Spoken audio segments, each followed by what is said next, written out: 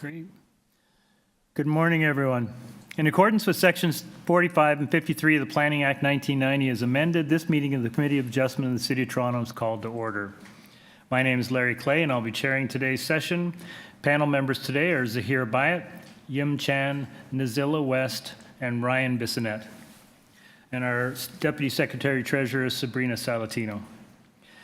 We acknowledge that the land we are meeting on is the traditional territory of many nations, including the Mississaugas of the Credit, the Anishinaabe, the Chippewa, the Haudenosaunee, and the Wendat peoples, and is now home to many diverse First Nations, Inuit, and Métis people. We also acknowledge that Toronto is covered by Treaty 13 with the Mississaugas of the Credit. Committee of Adjustment public hearings are now conducted in a hybrid in-person and virtual format.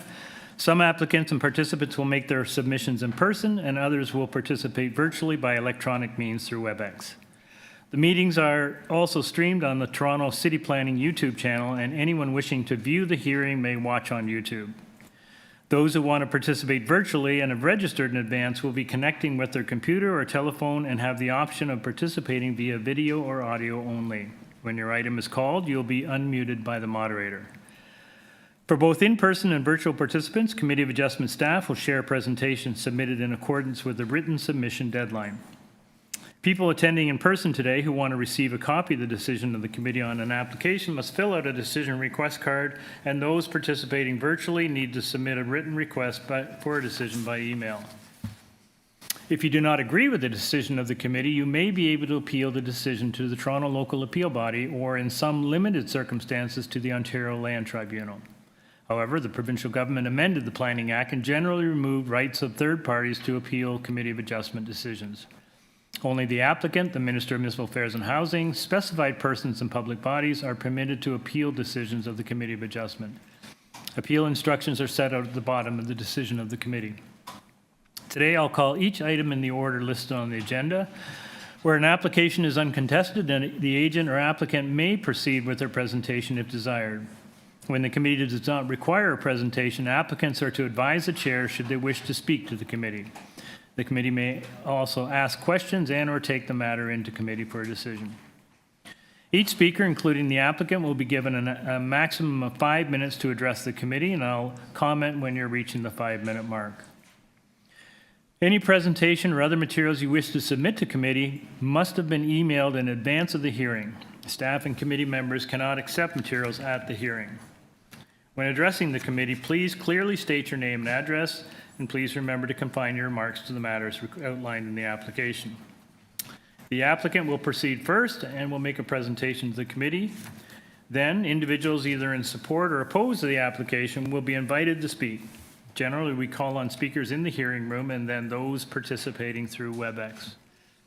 Committee members may ask questions of each speaker after they have finished their presentation, and when all speakers are finished, the applicant has the opportunity to rebut only those issues that were raised by the speakers. And this will mark the end of the discussion.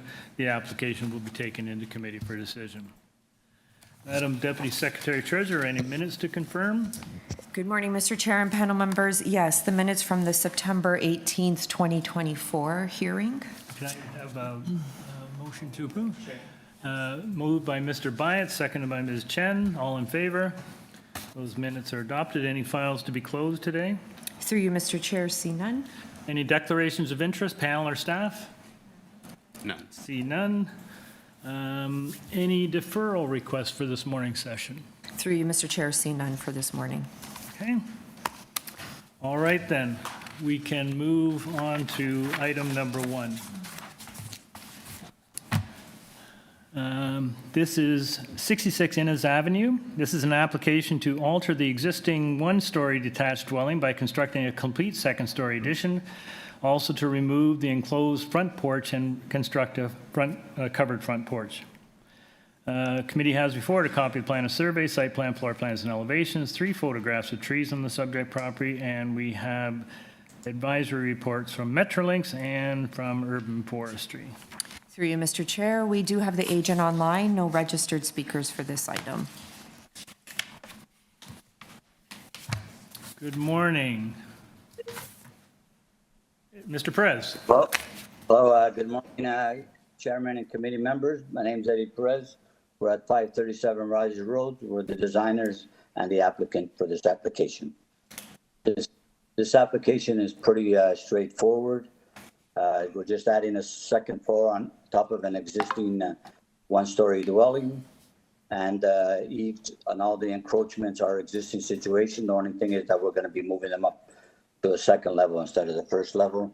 So I feel that this application is very minor in nature and it meets the port test. Thank you. You've seen the forestry advisory memo? I looked online. I didn't see it yesterday, but whatever they're asking for, we'll take care of it. No problem. You're very trusting, Mr. Perez. Because we're not excavating or anything. We're just adding a second floor on top. Okay. Staff are just pulling up the advisory memo, so they're not opposing it, but they're just giving you some advice. Yeah, okay. I'll have a close look at it and see what this says. Okay. I'll read it right now. I know it's probably going to require it. All right, thank you. Panel, any questions? One small question. Jen? I thought that on top of the advisory comment, do they also issue condition number 1? That's correct. Oh, yeah, okay. That's why I didn't hear that, sorry. Right. Anyone else have any questions? Nope, fairly straightforward. All right, let's take it into committee. Who wants to move a motion on this one? Gazilla? To you, Mr. Chair, I would like to put forward a motion to approve this application with the forestry condition number 1 and Metrolink's warning clause. Okay, motion by Ms. West, Oh, I was second. seconded by Ms. Chen. All in favor? Yes. You have, oh, Ryan. Yeah, sorry, Ryan. Thank you. Approved. Thank you. All right, item number 2.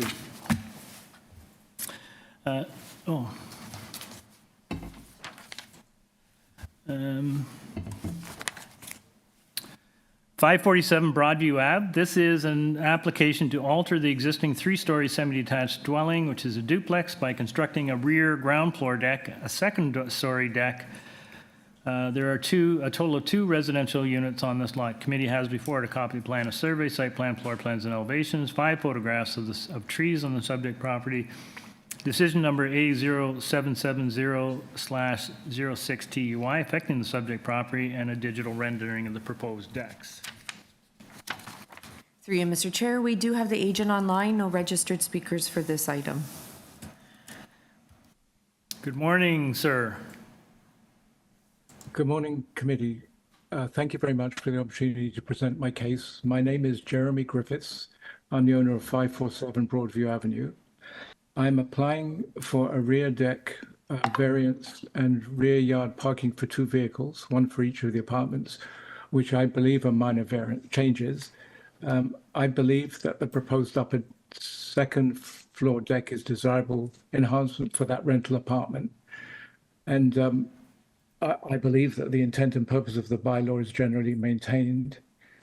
The neighbors in the immediate area were notified by me, and I showed them what I was doing, and none of the neighbors had any objections. The neighbor to the north has a 1-story brick building extending well into their rear yard setback. I've got a photograph of that. The neighbor to the south has an existing 2nd-story deck extending into their rear yard and side yard setback, and has parking for 2. The required amount of soft landscaping area is not provided for in either of the adjacent properties. So my main reason for asking for the variance is because the concrete foundations for the 2nd-story deck are in place, and when the decks are complete, I'll be able to rent the 2 apartments. So thank you. Variance number 3 is a 0% landscaping, soft landscaping in the rear yard, which is quite unusual for the committee. I think we noticed that your rear yard has a gravel driveway. Yes. So is your intention to keep that gravel or some form of permeable material? Yes, it's to keep it as gravel and permeable material so that the water can just soak away. So would you be okay if we tied it, if we were to approve, we would tie it to plans? Your site plan? Plans that- Sure, yeah. And that would it ensure says- that your driveway remains gravel? Yes, that's perfectly fine. Okay. All right, panel, any questions? I have one, just a very quick one. You have mentioned that both of your neighbors, the north has got a one-story addition, and the south has got a deck similar to what you, or extending to the backyard. So neither of them has any privacy concern, I guess. No, the extension of the onto the north, there's no windows on that side. And the deck would be away from the window of the adjoining, of the other semi-detached. So no, there have been no concerns. Okay, that's what I want to make sure. Thank you. Yeah. Thank you. Any other questions? Great. Thank you, sir. We'll take this into committee. Does anyone want to either make a motion or observation? Is it here? Sure, Chair, thank you very much. I think I'm glad you asked the question about the parking pad at the back. That's one way to mitigate the issue. I'd like to propose a motion to approve. I don't believe there are any conditions other than that we tied to the site plan to ensure that the parking pad remain permeable. Yes. Okay, motion by Mr. Byatt to approve with a condition, seconded by second. Ms. Chen. All in favor? That's unanimous. Thank you. You have your approval. We move on to item number 3. 1064 Dufferin Street. This is an application to alter the existing 2.5-story detached dwelling by converting the existing rear 1-story ancillary building, which is a detached garage, into one garden suite.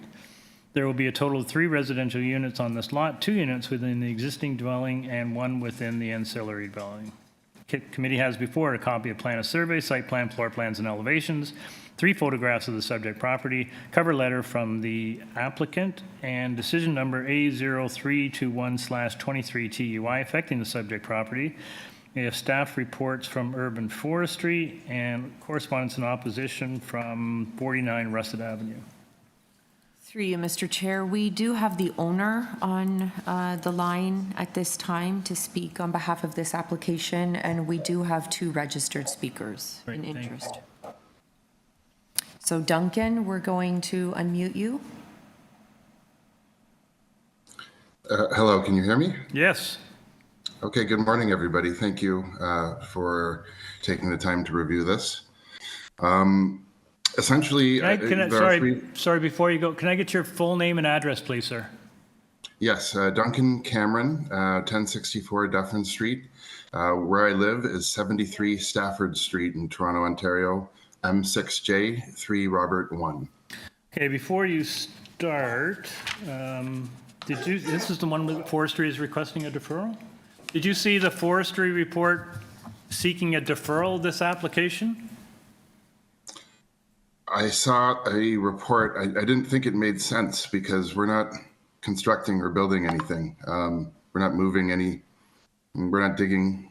There are no trees in the area. So I wasn't able to actually make sense of it. Okay, we have it up on the screen right now. So it's requesting that we defer this, subject to providing a tree inventory. There aren't any trees. There just aren't. They don't exist. So have you had any On the top. discussion? Have you had any discussion with Urban Forestry at all? This kind of came up as a surprise. I actually have an architect who I have hired to take care of this kind of thing, who's not able to be here today, Dan Asimovich from DA Design.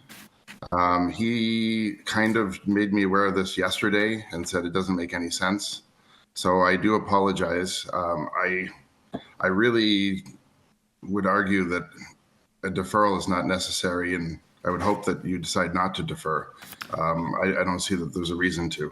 Well, are there boundary trees, or are there trees that are close to your proposed garden suite that are immediately on the neighbor's side of the fence?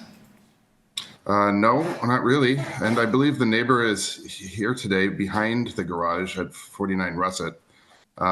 There's a tree, you can see it there. That tree is a property away. And again, there is no construction happening. That existing building has been existing. It's been there since, I'm not really sure, probably the mid-19th century. And all I'm asking to do is to finish that into an apartment. It won't require any digging around the structure. I won't be even doing siding on the side walls and back wall. You can see there that any plumbing would come in through the driveway, which is there, which is asphalt, and directly into the back of my plumbing stack, which is at the back of the basement, which is unfinished currently. So I think it's really a simple renovation. And I don't really, I mean, I would ask that it's not be deferred. Okay. I don't see the reason to. That's fine. Then based on that, we'll proceed. And so if you want to give us a bit of an overview, I note that you were here before with a previous application. Maybe you can just tell us what the difference is from what you proposed previously and what you're proposing now. Yes, well, I was here before, and I have this wonderful garage at the back of the property. It's really overbuilt in terms of its construction. It's cinder block. There are 20-inch I-beams running across the ceiling currently. And so it's a great storage space. And my original idea was to put 2 suites, one on top of the other. I understand now that angular plans are going to be are being looked at as potentially no longer being an issue for these types of garden suites, but at the time it certainly was. At the time it was a lot of extra height, and so we've decided to really keep it simple. The garage is existing. It has been existing for decades and decades. Our idea is to just do the quickest line between A and B and finish the garage as it currently sits into a 2-bedroom apartment. You know, I really like this location of this property because it's 5 houses away from the subway station on Dufferin and close to Bloor. And so our idea is, and really the financial feasibility of building this unit is the fact that that garage already exists. You know, we would do some insulation and follow all the building code, but essentially it's beautiful space, and it would give us a chance to add a 2-bedroom apartment, which would make 3 units for that entire property. And that is obviously the idea as to why we're here. Now, there are 3 variances that I'm asking for, 2 of which have to do with the size of the garage, the size of the unit.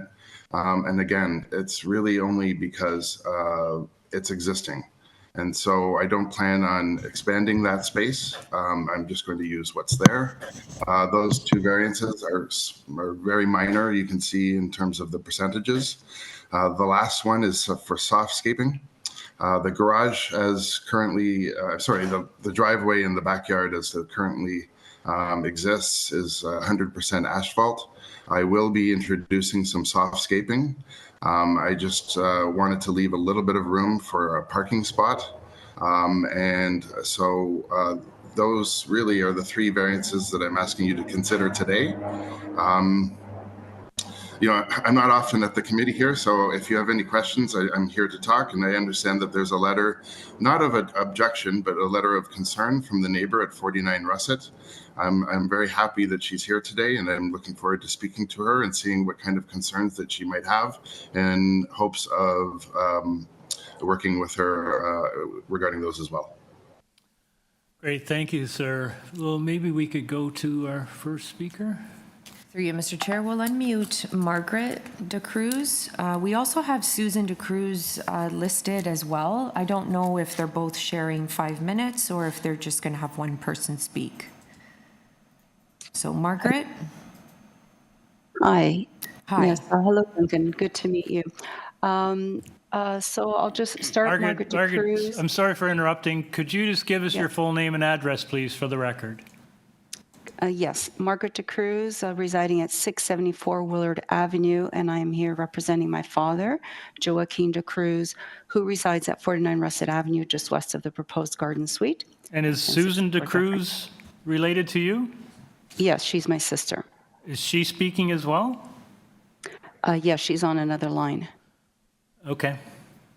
Okay. Through you, Mr. Chair, then they have to determine whether they're sharing 5 minutes or whether they're only going to have one person speak for the 5 minutes. Margaret, Is it 5 minutes per household? Is that, I Yes, thought we it each is. had 5 minutes. It's- Okay. I'm okay, Margaret. You could speak for both of us. It'll be, I think, just better and easier for everyone. Okay. Thank you. Thanks, hon. That's great. Thank right. you. Okay, you have 5 Thank you. minutes, ma'am. So, thank you. So as per the letter that I submitted last week, my father's not objecting the concept of the conversion of this existing garage into a garden suite. However, he does have objections to some of the elements in the proposed design, particularly in relation to the impact it would have on his privacy invasion of his space.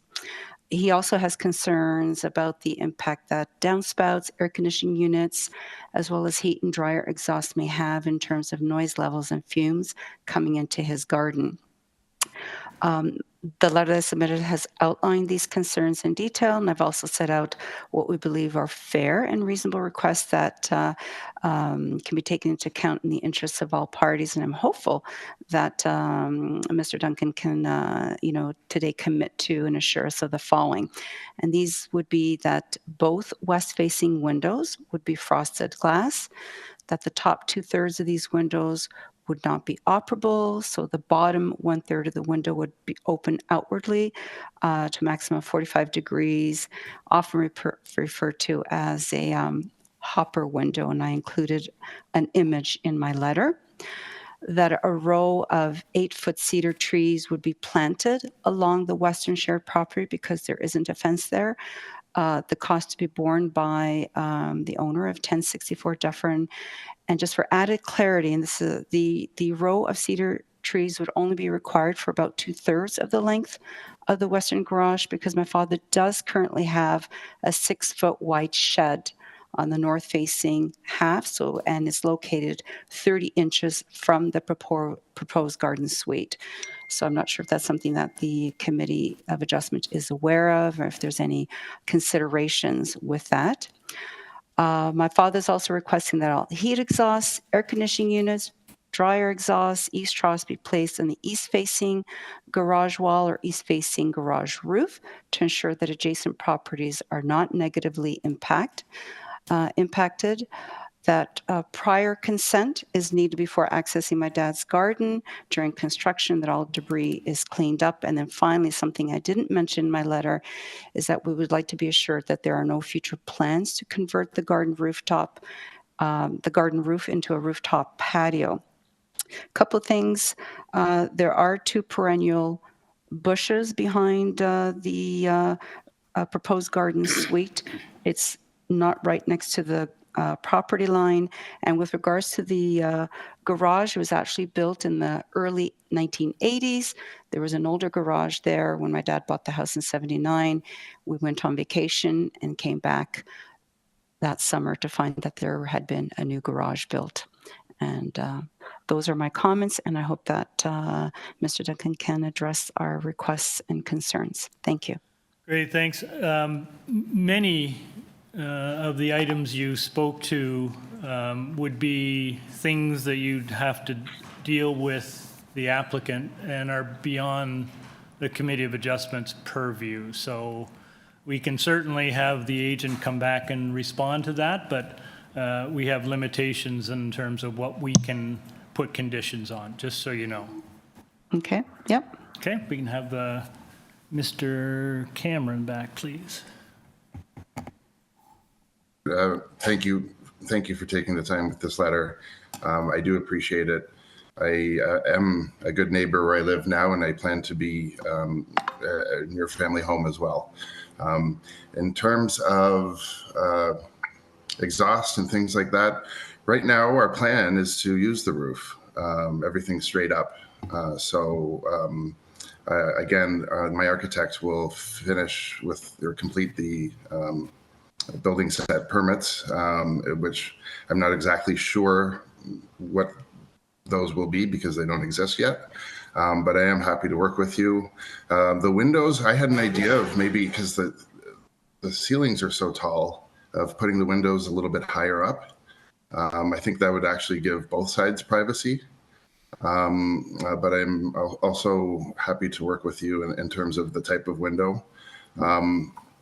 And planting cedars, I mean, again, I think you and I can talk throughout this process. I'm here to work with you. That's for sure. I'm not sure if there was any other concerns to address. The access to the property, but again, that is something between you and the neighbor.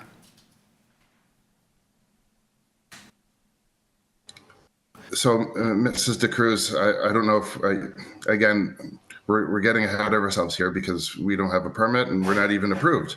I hope that the committee will approve, and I would be happy to share contact information, and I will work with you and alongside you every step of the way. Okay. Thank you, sir. Any questions of the agent? Yes, I do have. Yim?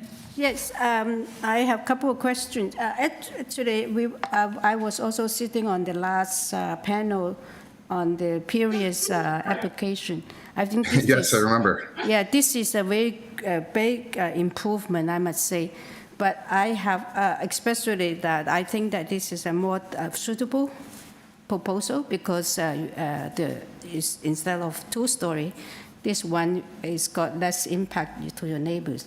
But I have one question is about the soft landscaping in the rear yard. At the moment, you're not using the garage. Yeah, of course, you're going to put an apartment in there. So you are planning to use the existing asphalt, the extension of it to park cars. So you said that existing driveway, that will become a parking area you're going to use, right? And also plus the existing driveway going into the rear yard. So I have a little bit of difficulty, since you're already shifting your garden street, and then you propose some more soft landscaping. I would like to see, yeah, I'm happy to see that, but I think, can you do better than the 25%? Because I think that if it's a garden suite, actually more soft landscaping might even improve the quality of your street. And if you're going to park, maybe you can park at the south side of your property, and then maybe could increase the soft landscaping. That's what I like to see, and I want to hear the other panel members' opinion on this. And I think if you agree to increase that, I'm ready to support this application. Maybe I'll weigh in, Chair, if I may, and Ms. Chan's comments. I think she makes a very valid point. I noted that in the previous decision or application presence, I think it was 5% was Yes. indicated as soft landscaping. It's now gone to 25, which is good. But given that you don't need a driveway into the garage, the rear parking space or the asphalt space, I think could be reduced even further so that we do have some decent soft landscaping. If I may speak. If I may just finish, please. I think that to me is something that I think I would appreciate. I think the other question that I did have was related to the privacy at the rear, which I think you've already commented on. So I think that part is fine. But I would concur with my colleague that soft landscaping appears to be something that could be changed and increased even further. Okay, Mr. Cameron, any thoughts on that? Well, it's a bit of a tight driveway on the south side of the lot, and it's nice to be able to park the car behind the house because it's a busy street. You know, I'm making a lot of effort here to add this amount of softscape. It never existed, hasn't existed, and so I think that this improvement, I hope that it will help because I'm concerned that it'll cost a parking spot if there's more softscaping. I suppose there could be some sort of permeable pavement or pavers. Again, I'm not an expert at this, so if you had some advice, I'd welcome it at this time. So I'll weigh in. I think the applicant makes a really good point. If you know Dufferin just north of Bloor, it is an extremely busy stretch, and having someone back out onto Dufferin, I think, would be a really tough thing to do. So my view would be, have a turnaround in the back, but make it permeable pavers. Would you guys feel comfortable with that? I think that may be a good compromise. Again, I'm more concerned about safety Yeah. than anything else in this instance, just by Thank you. virtue of where the property is located. And I've been on that strip many times, and it's a tough place to move a car around. So, Yes. sorry, can I Yeah. follow up? So what do you suggest the extent of the? Well, if we're okay with that, we'll go back to the applicant, but Nazila, did you have a question? No, I just have a comment Okay. to you, Mr. Chair. When I first look at the application, I have the same, I was looking and I have the similar questions, but the applicant make it so clear that that's an existing, and the building is existing, the footprint, so therefore I think it's a very easy application. It's very minor. It's an existing condition, and compared to previous application, this applicant did a lot of changes to accommodate, and provide a better design for this. So I think I can support the application as is, but you can definitely ask the applicant if there is any other modification he wanted to do. Before I go back to the applicant, Ryan, any thoughts?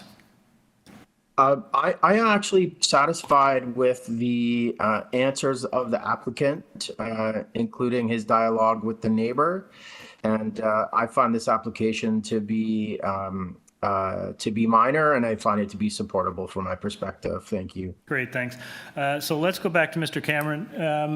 Mr. Cameron, you raised the prospect of putting some permeable pavers back in there. Can you give us your thoughts on where you might be able to introduce those? So I have a limited experience with permeable pavers, and I believe it's basically like something you can drive over. Is that correct? That is correct. It's just a different way of constructing them, and the bed underneath the pavers is of a different material, and there's gaps in between the pavers to let water percolate through into the ground. Yes. Well, I mean, I will be already digging a trench in terms of the plumbing and the electric. And that'll be along the north side of the property. And I would be happy to extend that to be more permeable pavers. So if we're looking at your site plan, can you just help us understand where you would do that? So do you see the square where it says soft landscaping next to the house? Yes, sir. Yes. That one? Yep. I can bring that right across to the laneway, right across the drive. What do you Yes, think, sir. guys? Yeah. It's a narrow band across to where it meets soft landscaping on close to the. Okay. I thought that is soft landscaping. Yeah. All right. Any further questions of the applicant? I have one question, but maybe not to the applicant, maybe on my records. I just want to clarify the urban forestry letter is state that they want to impose a condition if we were going to approve instead of deferral, yeah? Yeah. It's forestry condition 2. But somehow I have it from other source or the other chart, it mentioned forestry condition number 4. That's their request for deferral, so if we don't Oh, accept that's the the request deferral. for I just deferral, wrote it. then we can impose condition number 2. Okay, thank you for clarification. Thank you, yeah. All right, if there's no further questions, let's take this into committee. Okay. I can. Why don't you start, Yim? Yeah, I can start because I did have mentioned about the soft landscaping. I think that the applicant have made a lot of effort to actually improve it, and I'm satisfied with the permeable paver alternative. So with that, I would like to move a motion to approve this application with the forestry condition number 2. There is no further. And Seconded. Oh, yes, and also it states that the permeable paver will be located on the, how do I you? don't know how we discuss. I just say just introduce it on the north portion of the existing asphalt driveway. Driveway, just north edge of the walkway, right? Yeah. Yeah. Okay, yeah. Okay? Yeah, all right. All right, motion by Ms. Chen to approve this application subject to those conditions, seconded by Mr. Bissonnette. All in favor? You have your approval, sir, with those conditions. Thank you. All right, we move on to item number 4. 123 Douglas Drive. This is an application to alter the existing one-story ancillary building, which is currently a 2-car detached garage, by constructing a complete second-story addition to contain 1 garden suite. There will be a total of 2 residential dwelling units on this lot, 1 in the main dwelling and 1 in the ancillary building. Committee has before it a copy of the plan of survey, site plan, floor plans, and elevations, revised site plan, received, floor plans and elevations received September 23rd, 10 photographs of trees on the subject property, covering letter from the agent, correspondence from the agent, an area map from views from the agent, arborist report and tree protection plan, copy of correspondence between the agent and Heritage Planning, copy of correspondence between the agent and the zoning examiner, and neighbor interaction logs from the agent. We also have comments from staff report from community planning, advisory report from urban forestry, and correspondence in opposition from 115 Douglas Drive. Through you, Mr. Chair, we do have the agent online as well as 1 registered speaker in interest. Thank you. Mr. Wong. It's actually Mrs. Wong. Oh, I'm terribly sorry. I apologize. It's okay. It's all right. If you could have your full name and address, please. Yes, my name is Tyrrell Wong, and I reside at 12 St. Andrews Gardens in Toronto. Thank you, ma'am. We'll need a 5-minute presentation from you, please. Sure. The existing garage at 123 Douglas Drive is made of the same brick and stone as the existing building, which was erected in 1914. The garage also has some lovely stone detailing at the front, and for these reasons, the homeowners want to keep this lovely existing structure. Retaining this structure supports its heritage nature and is in keeping with the green planning ideal held in the official plan 2.3.1 healthy neighborhoods, which highlights reducing waste.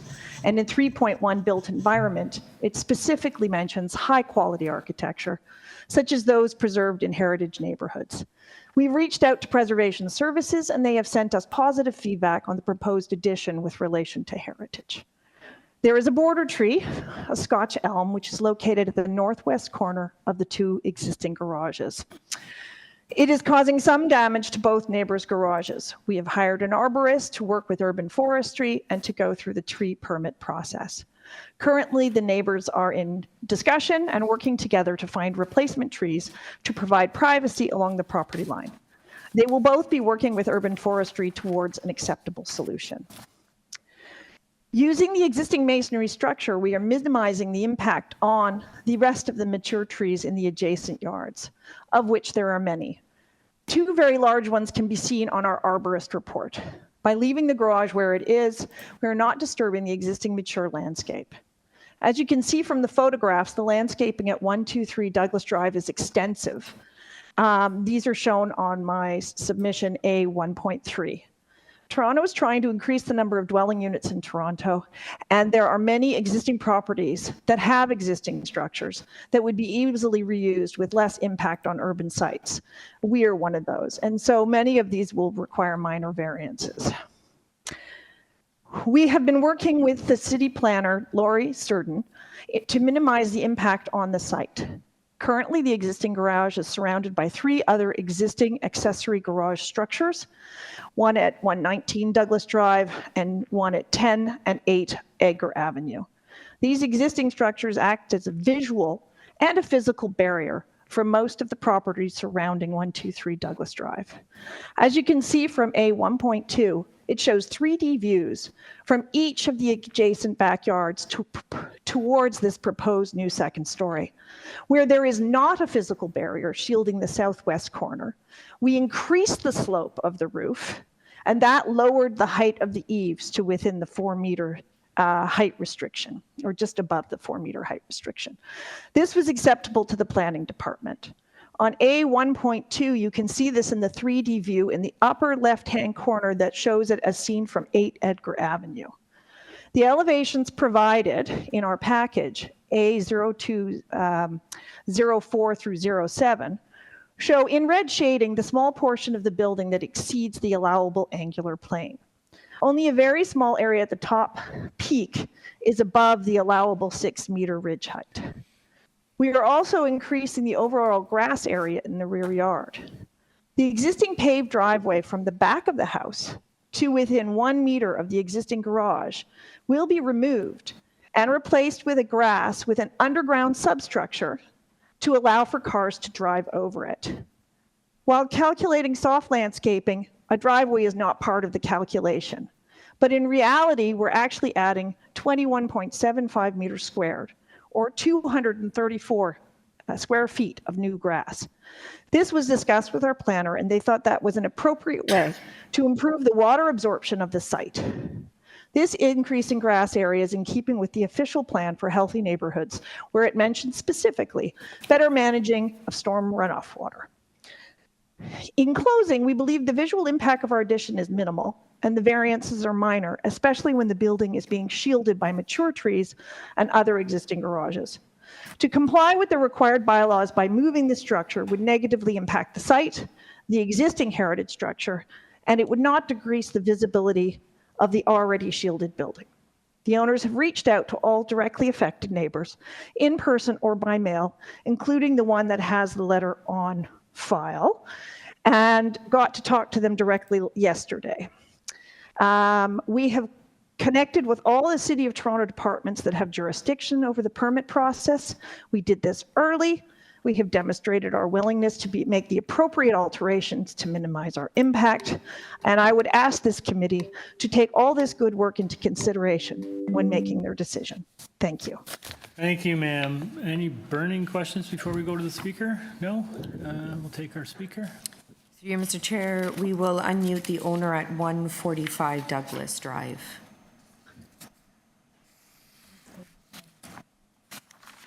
Good morning, Mr. Stockton.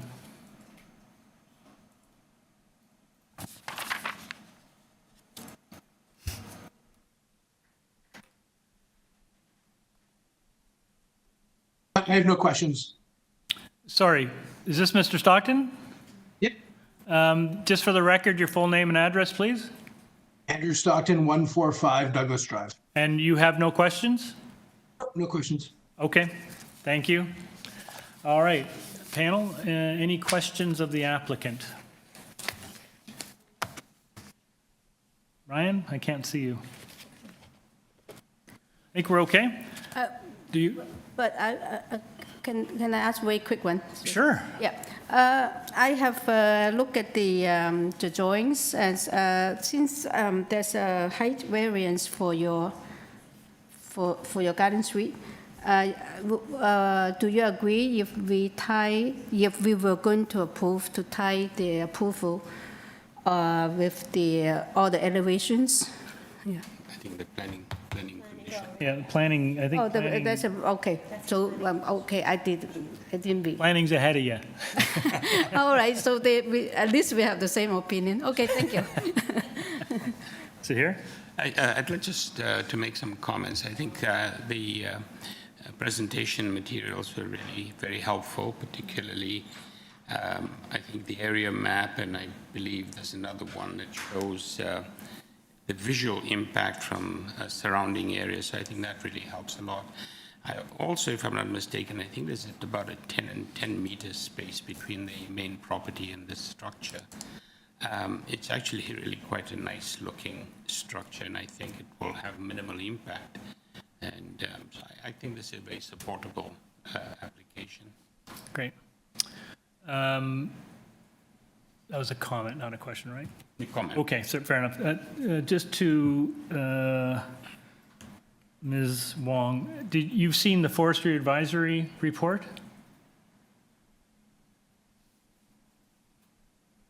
Ms. Wong? I hear? Yeah, did you? Yeah, okay, great. Yeah, we have seen the report, and we are fully on board with working with urban forestry to come up with what ever approvals are required in regards to any trees within the TPZ. And if we have to get a permit to remove or damage the one boundary tree that's causing currently foundational damage to 2 garages, that we're working with them on that as well, and we have hired an arborist to help us through that process. Okay, great, thanks very much. Okay, let's take this into committee. So, Nazilla, yes, before we go to committee. Oh, I do you have just a question? Yes, one question. Go for it. From city staff. So urban forestry, the last report urban forestry advised that applicant to injure and remove these trees may be denied. So then we didn't give us any specific condition. How do we tie it to urban forestry so that they can work with it? Is it any condition have been, because I haven't noticed that there is any condition have been submitted. Right. I don't think there is a report recommending a condition, correct? Through you, Mr. Chair, that's correct. If the committee finds merit to tie a condition, whether it be number 1, 2, or 3, you can. Which Or one's the one for private? condition number 2. Number 2. So if you wanted to, they indicated that they're planning to work with urban forestry. So if you wanted Condition to 2. put condition number 2 down, that would be fine because I think Perfect. they're planning to work with them regardless. Thank you very much. Thanks. Okay. So if there is no other question from Back my in committee, colleague. okay? Yep, Nazilla. Yes, to you, Mr. Chair. If there's no other comment from my colleague, I'm ready to put forward a motion to approve this application with the urban forestry condition number 2, and also with the condition of staff. Let me give you the date. There is a staff report dated September 24th that the owner shall construct the proposed substantially in accordance with the drawing, with the proposed site plan, east elevation, west elevation, north elevations, and south elevation, which these drawings submitted and received by city on September 23rd, 2024. That is the condition I would like to add. Great, okay. Motion by Ms. West with those conditions. I have a seconder. I'll second that, Chair. Mr. Byatt, all in favor? You have your approval, ma'am. Thank you. All right, we move on to item number 5. 5 Parkview Ave. This is an application to alter the existing 2.5-story semi-detached dwelling by constructing a new rear 3rd-story dormer addition and also to reconstruct the rear 2nd-story balcony. Committee has before it a copy plan of survey, site plan, floor plans, and elevations, 7 photographs of trees on the subject property, copy of a letter sent to the neighbors from the applicant, and a tabletop bank diagram. We have email correspondence from Heritage Planning. We have staff report from Ravine and Natural Feature Protection and from the TRCA, and an advisory report from Metrolinx. Through you, Mr. Chair, we do have the agent here in person, no registered speakers for this item. Good morning, ma'am. Good morning. It's Monica Kuhn. I'm the architect. Sorry, through you, Mr. Chair. Monica, can I just ask you to move over one chair so that you're on camera? Thank you. Perfect. Sorry, Monica, can you just, for the record again? Yep. Monica Kuhn, architect and agent for the owner, living at 12 Sackville, or office at 12 Sackville Place. I appreciate that you came down, but I'm going to ask the panel, do you need a presentation on this one? No, not me. Yeah. I think it's fairly... I do not. Ryan, you okay?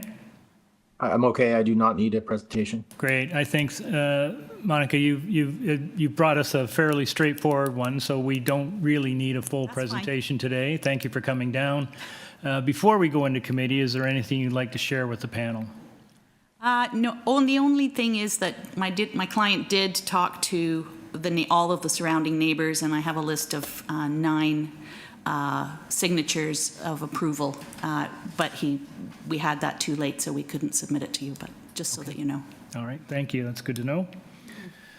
All right, panel, any questions? No. All right, let's go into committee.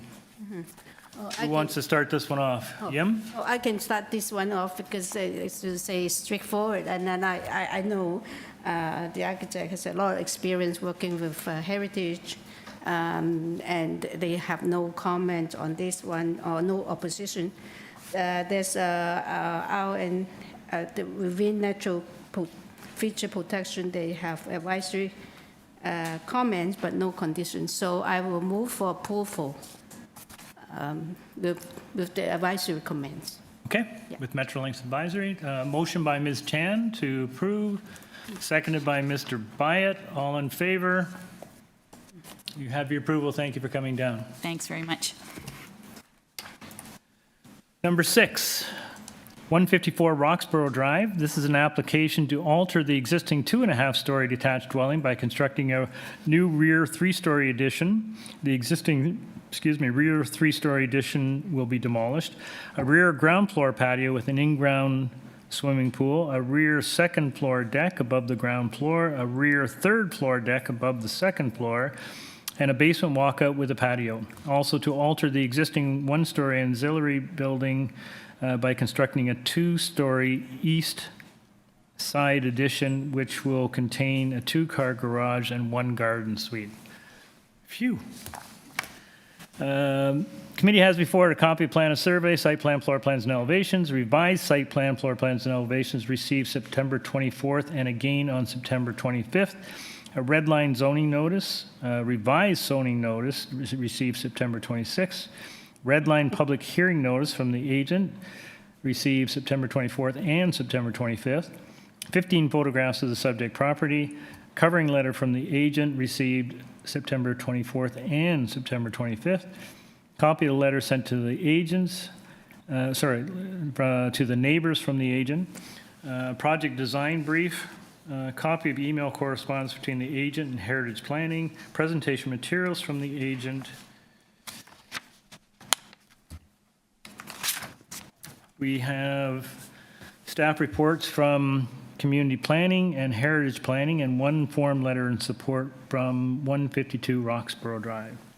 Through you, Mr. Chair, we do have the agent online as well as 1 registered speaker here in person. Okay. Good morning, sir. Damn it. It's Natalie. Damn it. I'm sorry, ma'am. Apologies. No worries. Good morning, Mr. Chair and members of the committee. My name is Nazli Salehi at address 42 Dufflaw Road. I'm the architect and representing agent for the owners of 154 Roxborough Drive. Okay, before we you take us through a presentation, which we'll need, can we go to the public notice and let's all make sure that we have the changes that you're making to the variances, and if we could walk through them in order, please. Absolutely. So number 1? Essentially, we have reduced through positive communication with community planning. We have reduced the variances Number 4, the areas of the 2 balconies have been reduced from 21.8 meter to 19.7 meters squared, and on the 3rd floor deck, the area have been reduced to 13 square meters, and we have eliminated variance number 6 for floor space index. We have updated zoning notice to that effect, dated September 26th on file. That's great. Thank you very much. No other changes? No. Okay. Now, if you could, we have someone who wants to speak to this item, so we'll need a presentation from you, please. Absolutely. If the staff could please pull up the presentation file that is in the late material folder, dated October 1st, please. Thank you. No, this is not the one. The one dated October 1st, if you don't mind, it's in the late material folder. It just has some extra information.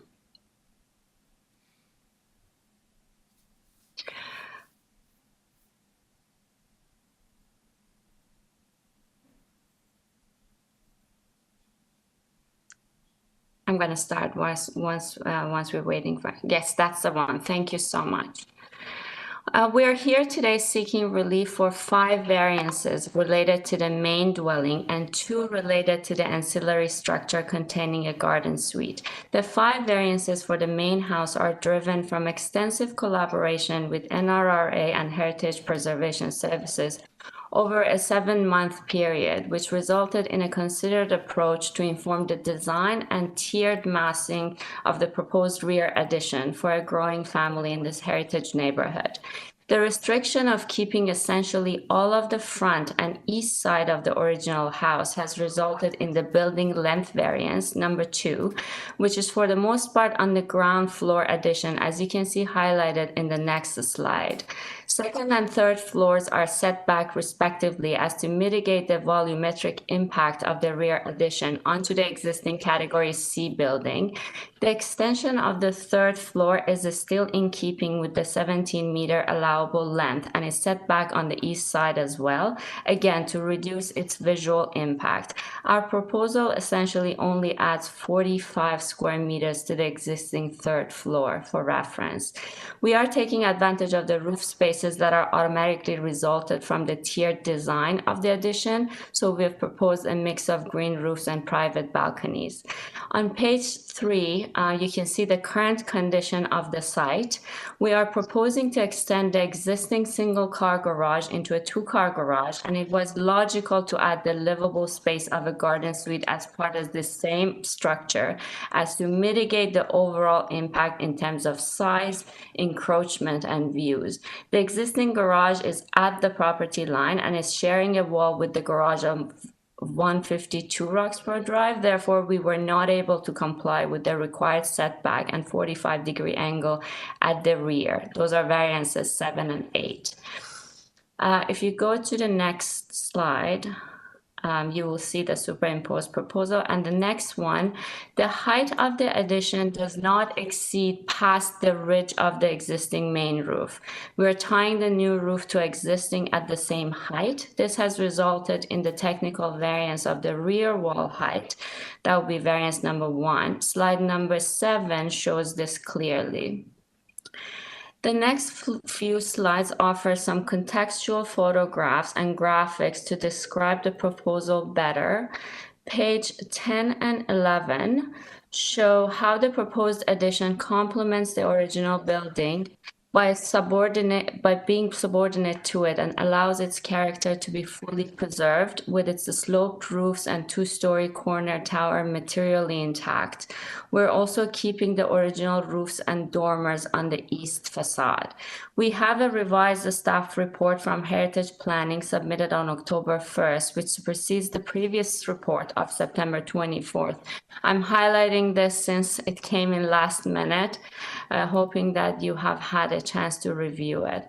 We are cognizant of potential need for a heritage permit under Section 42 of the Ontario Heritage Act. Should this committee decide to recommend it as a condition of this application, we'll have no objection to it, and we'll continue to work with heritage planning towards that end. I have included some alternatives we're already exploring with them regarding the details and extent of roofing and the rear addition to demonstrate this effort and to confirm that these tweaks will have no bearing on the variances we are requesting relief from today. Those are slides 16, 17, and 18 of my presentation. The last few slides speak volumes as to the existing condition and proposed context of the property and adjacent lots, other balconies and ancillary structures present. We do have a letter of support from the immediate neighbor, as you mentioned, Mr. Chair. We spoke to the immediate neighbors to the east at 154 Glen Road, who were also supportive of the proposal. We have reached out to the neighbors at the rear as well as have not heard any objections so far. The last page shows a rendering of the proposal in its entirety. And with that, I thank you for your time, and I'm happy to answer any questions.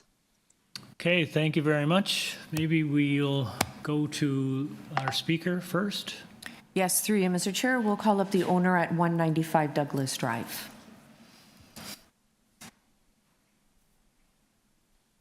Good morning. Good morning. My name is Tanya Martin. I live at 195 Douglas Drive. I am immediately to the northwest of this property. We are adjacent.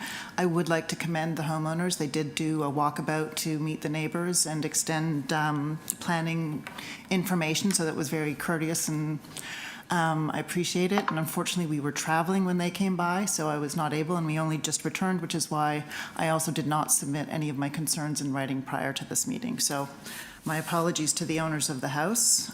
They have absolutely gone above and beyond to reach out to the neighbors. Given that we are directly Just to be north. clear, so just in terms of your location. So we are at 195. You're in behind? Yes. Okay, but just to kitty corner to it? Exactly. Okay, gotcha. Well, not quite. We overlap ever so slightly. Okay. By about probably 5 feet. Okay, thank you. So looking through this, our backyards in Rosedale typically are quite tight. And this is actually an enormous addition.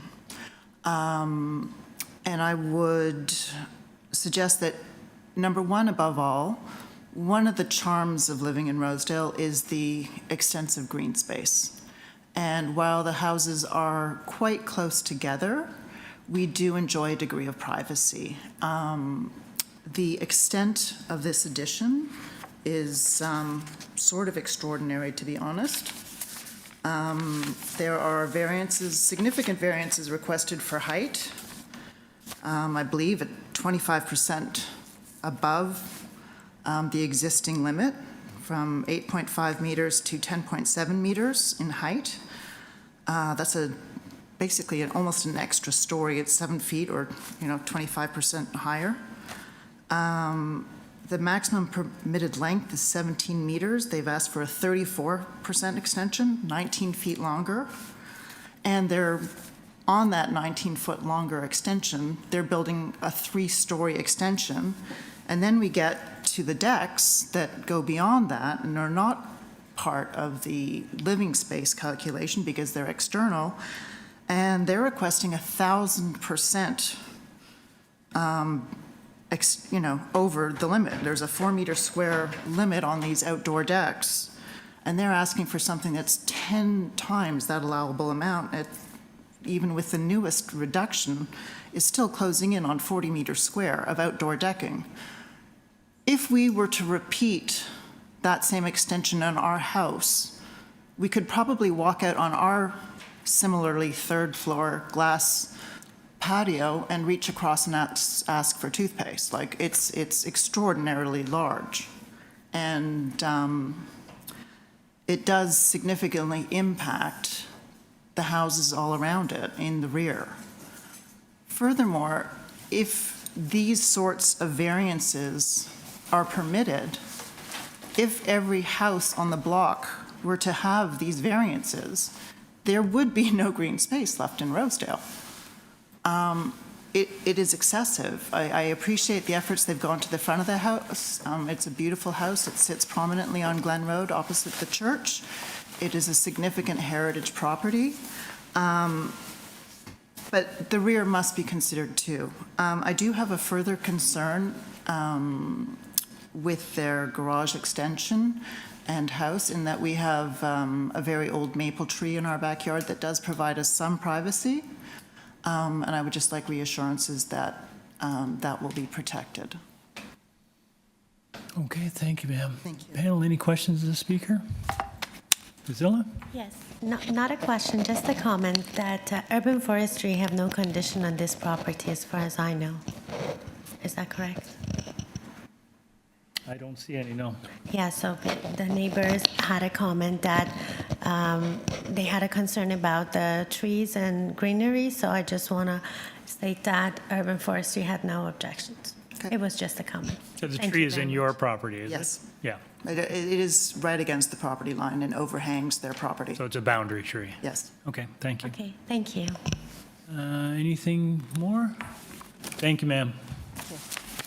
All right, we'll go back to the agent. Thank you, Mr. Chair. If I may, and thank you for the neighbor for coming in. It's too bad that we didn't get a chance to speak in person prior to the hearing. In terms of the proposed addition, it's very clear from, if you were to look at those aerial photographs, any of them, number 4, number 3 of the presentation, you can see that the sizes of the houses in this neighborhood are very comparable to what we're proposing. And in terms of the size of the lot and the variances we're requesting, we're not going beyond what the zoning bylaw allows in terms of size. We do not have any variances for soft landscaping and green space. We do not have any trees that need protection or urban forestry conditions. However, we understand that the tree in the corner, a quick calculation of the protection zone did not render any problems in terms of protection, but we're happy to work with the neighbor to make sure that the extension of the garage does not impact their tree by any means. And in terms of the views and balconies, honestly, you can see there's so many overlooks into all properties have balconies. The property next to us has a balcony that is far larger than our proposed. So we believe, in my professional opinions, that these variances are minor. Okay, thank you very much. Panel, any questions? Quick question on the proposed garden suite. You have a green roof over what I think is the existing portion of the garage. That's correct. That space is proposed to solely be for a green roof, not for amenity space or recreation? No, Mr. Chair, it is, the idea is to have this wraparound greenery to mitigate the impact of the second floor on the garage. We don't have any doors, any access to that. We do not have any windows to the sides or to the back of this addition at all.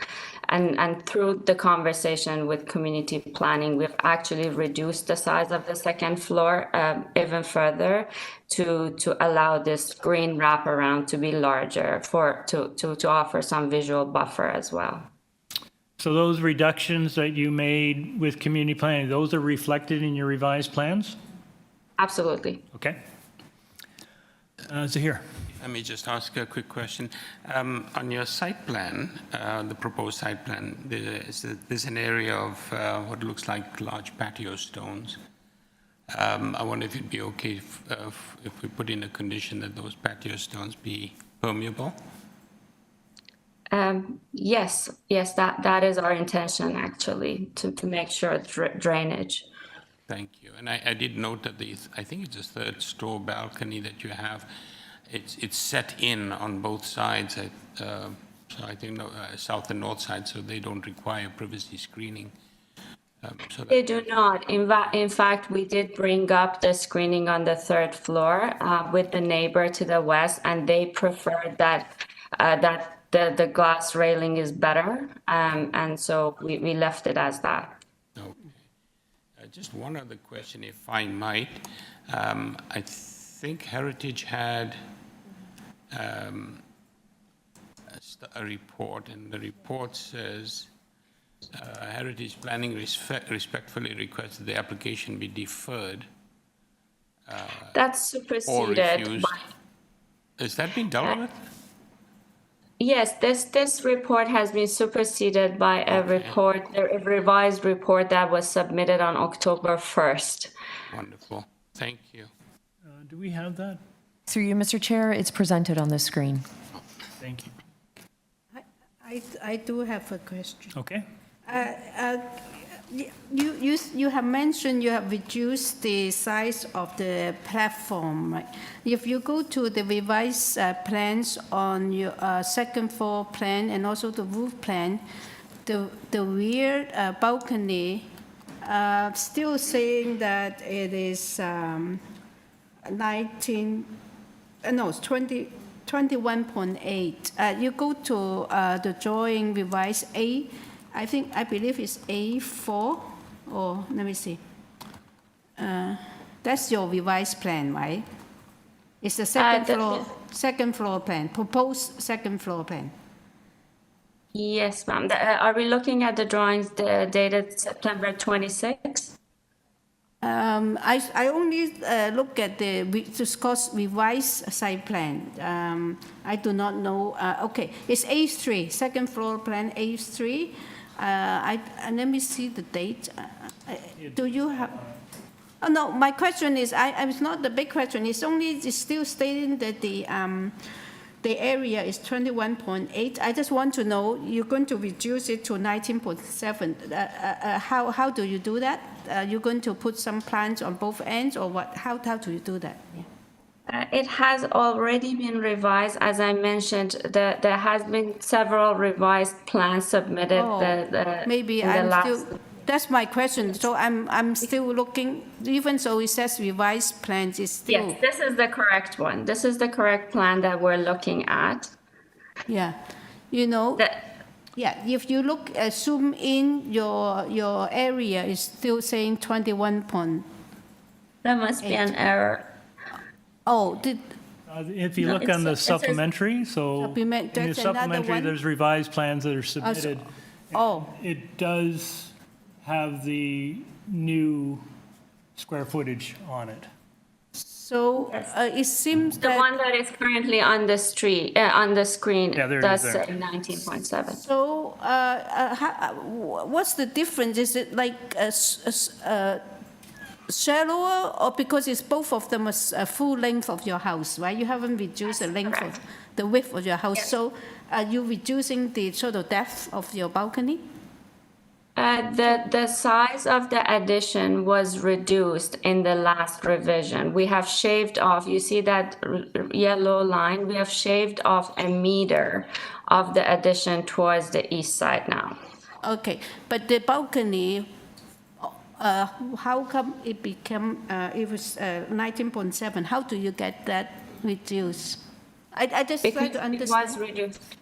Because the width originally as designed, the width of the addition was wider. So we were encroaching into the setback on the east side originally, but now we've pushed it back. Mm-hmm. So on both floors, we have reduced floor space. Oh, thank you for clarification, because I'm only reading on the revised site plan, not this in the supplemental package. Okay, thank you. Yeah. Thank you, no problem. Any further questions? Oh, Nazila?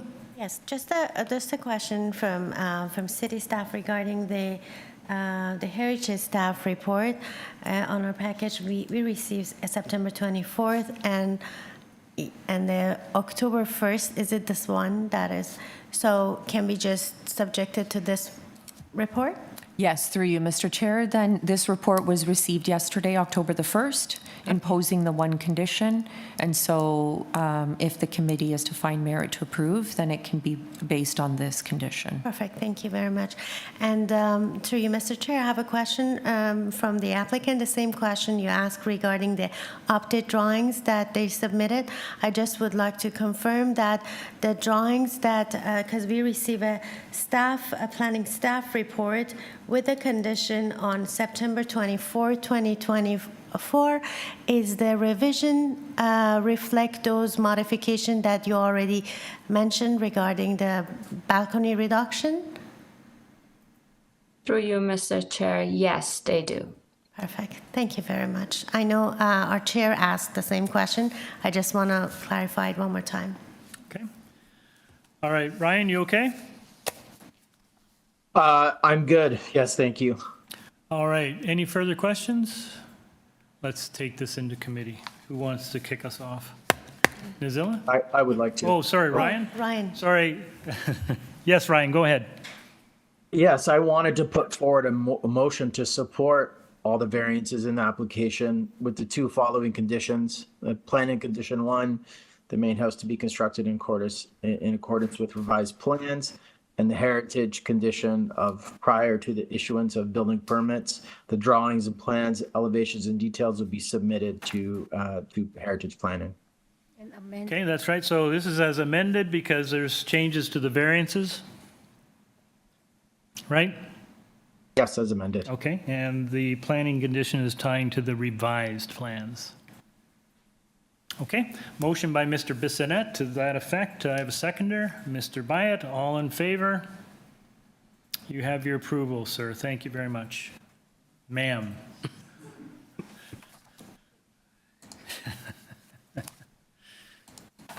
All right, we move on to item number 7. 10 Chester Hill Road. This is an application to alter the existing 2-story detached dwelling by converting the front integral garage into habitable space, a front basement walkout with a terrace, and there will be a total of 2 residential dwelling units on this lot. Committee has before it a copy plan of survey, site plan, floor plans, and elevations, 12 photographs of trees on the subject property, covering letter from the agent, TRCA permit number affecting the subject property, email correspondence from Transportation Services, staff report from Ravine and Natural Feature Protection, and staff report from Metrolinx. Through you, Mr. Chair, we do have the agent online, no registered speakers for this item. Good morning. Good morning. My name is Ozren Stambuk. I'm at 15 Moreland Road. Okay, this is just a conversion of your garage into usable space. Panel, do you need a presentation on this one? We can go. Sir, we don't need a presentation today. It's fairly straightforward, but we do have questions. So here. Thank you, Chair. Just a couple of things. One, I imagine, is that variance number 2 is an existing circumstance. Would that be correct? Yes. Thank you. The other piece, and it's got nothing to do with any of the specific variances, just a concern. This is a reverse drive, slope drive, driveway into the what existing garages, and it looks like it's at least about maybe 15% angle. Have you had flooding in those garages? With all the torrential rainfall we've had over the past year? So I'm not sure if the owner experienced flooding, but our proposal is to completely eliminate that reverse driveway, and that's where actually variance 2 is an improvement to the existing condition. So we're adding grass area. that you can see there on the site plan. And that proposed walkout is going to be replacing that downgrade driveway and have proper and better drainage with a sump pump, and will take care of any flooding issues. So we're improving the situation. Oh, so I imagine you're leveling out a good portion of the driveway, and that would Correct. be with grass Correct. on it. Oh, okay. I was wondering, to wake up some morning and you might have a flooded base at home, but that was a concern. Right. Thank you. No problem. Any other questions? Have you seen, sir, the Metrolinx report? Yes, I've seen the Metrolinx report, Mr. Chair, and I mean, I guess we have no choice then to put that advisory information on there. Just last time, it slowed down the permit process by 3 months, for just because owners don't understand what they exactly want. Sometimes lawyers have to be involved. So, of course, if we have no choice, we have no choice. But if we could avoid that comment, that would be great. But whatever you deem necessary. So which comment are you mostly concerned about? So I'm just concerned in general about this needing to be on the title. It's entering into this infill adjacent development agreement with Metrolinx, and the other issue is I can just 1 sec so I can pull up the exact. I have it in front of me here. This environmental easement being registered on the title of the subject property. Yes, just so you know, we will not be imposing that today. Okay. But I am interested in your thoughts about the crash wall or safety barrier.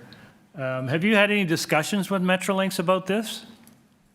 Absolutely none. We didn't have any, and we are replacing an existing downgrade garage that is constructed and has retaining walls with something smaller. So I thought it was a standard comment, basically. Is your expectation that you would have to construct a retaining wall of some sort? So there is an existing retaining wall there now, which can be viewed on the cover page of the drawings. There are 2 existing retaining walls, and there is this so you can see there kind of where we're going to be rebuilding those side walls, but right now there are some kind of landscape or retaining walls, so we will not be doing any extra excavation. But we will be just making use of that available space down there, and we will be building new, stronger, better support retaining walls. But I'm on your property line, because it looks like the ravine is on, your property is on the ravine, right, and overlooks the ravine?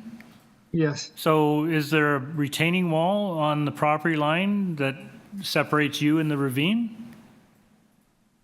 No, it's just about I don't know. I didn't really bushwhack to find out, so to speak. I assume it's just a slope, the natural slope. So, I felt there wasn't any major reason to, because we were kind of making use of existing space. We're not encroaching into the ravine at all, and we got TRC approval and did a slope stability study actually, which cost many thousands of dollars to determine that this was a adequate construction site for this construction. Okay. Thank you. Thanks. All right, any further questions? None? All right, let's take this into committee. Yeah, that's so, can Yep. I just ask some comment? So how do we deal with the Metro link?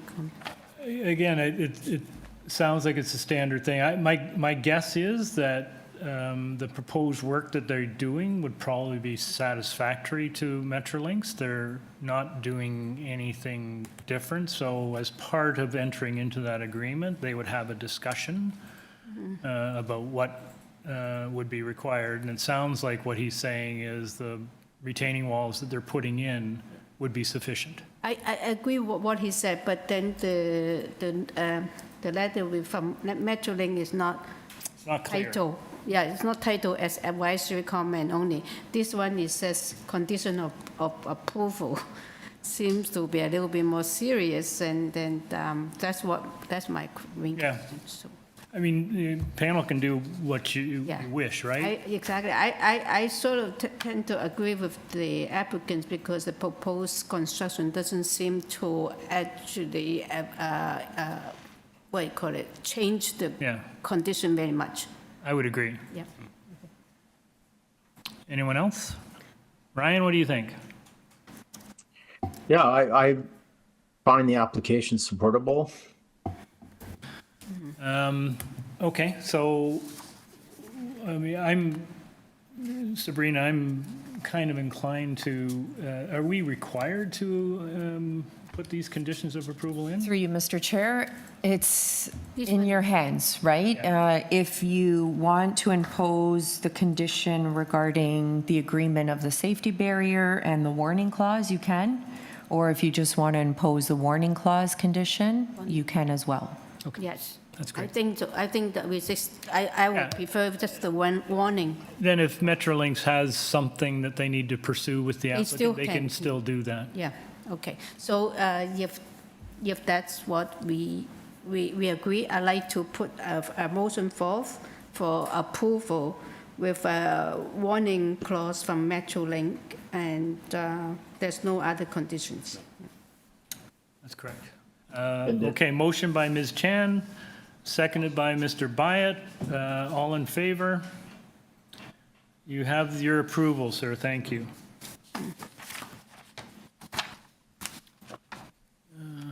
Does anyone need a quick break? Are you okay to keep going?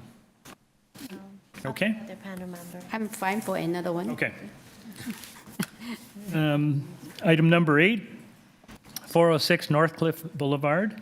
This is an application to alter the existing 2.5-story detached dwelling by constructing a rear second-story addition and a complete third-story addition with a rear third-story balcony above the second-story portion of the dwelling. Committee has before it a copy of the plan of survey, site plan, floor plans, and elevations. Revised site plans, floor plans, and elevations received September the 18th. A red line public notice received September 18th. 3 photographs of the subject property, covering letter from the agent, and form letters and support signed by owners of 404 Northcliffe, 415 and 417 Westmount, and 408 Northcliffe. Through you, Mr. Chair, we do have the agent online, no registered speakers for this item. At this time, we'll unmute John. Hello, my name is John Lorero. My office is at 25 Wingwold Avenue, 2nd floor, Toronto, Ontario. I'm representing the property address 406 Northcliffe Boulevard. Okay, so you're making some changes to your variances. Could you just walk the panel through the changes you're making from the public notice? Sure.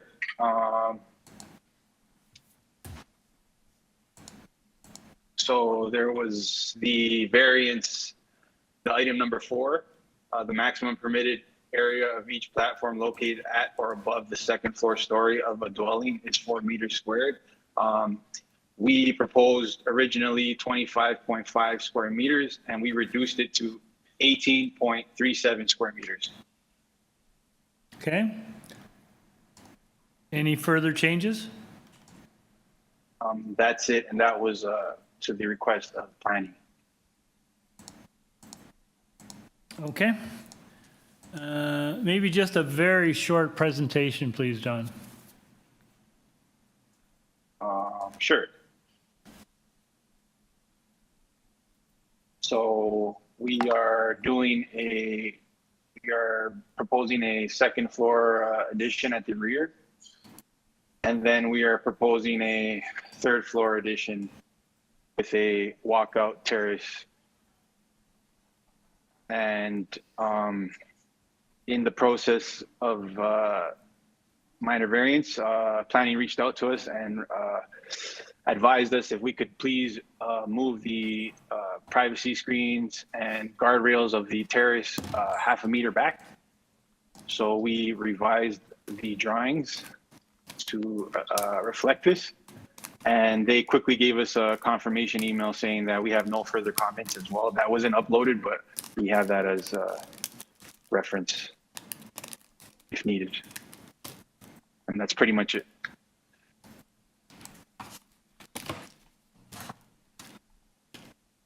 Okay, so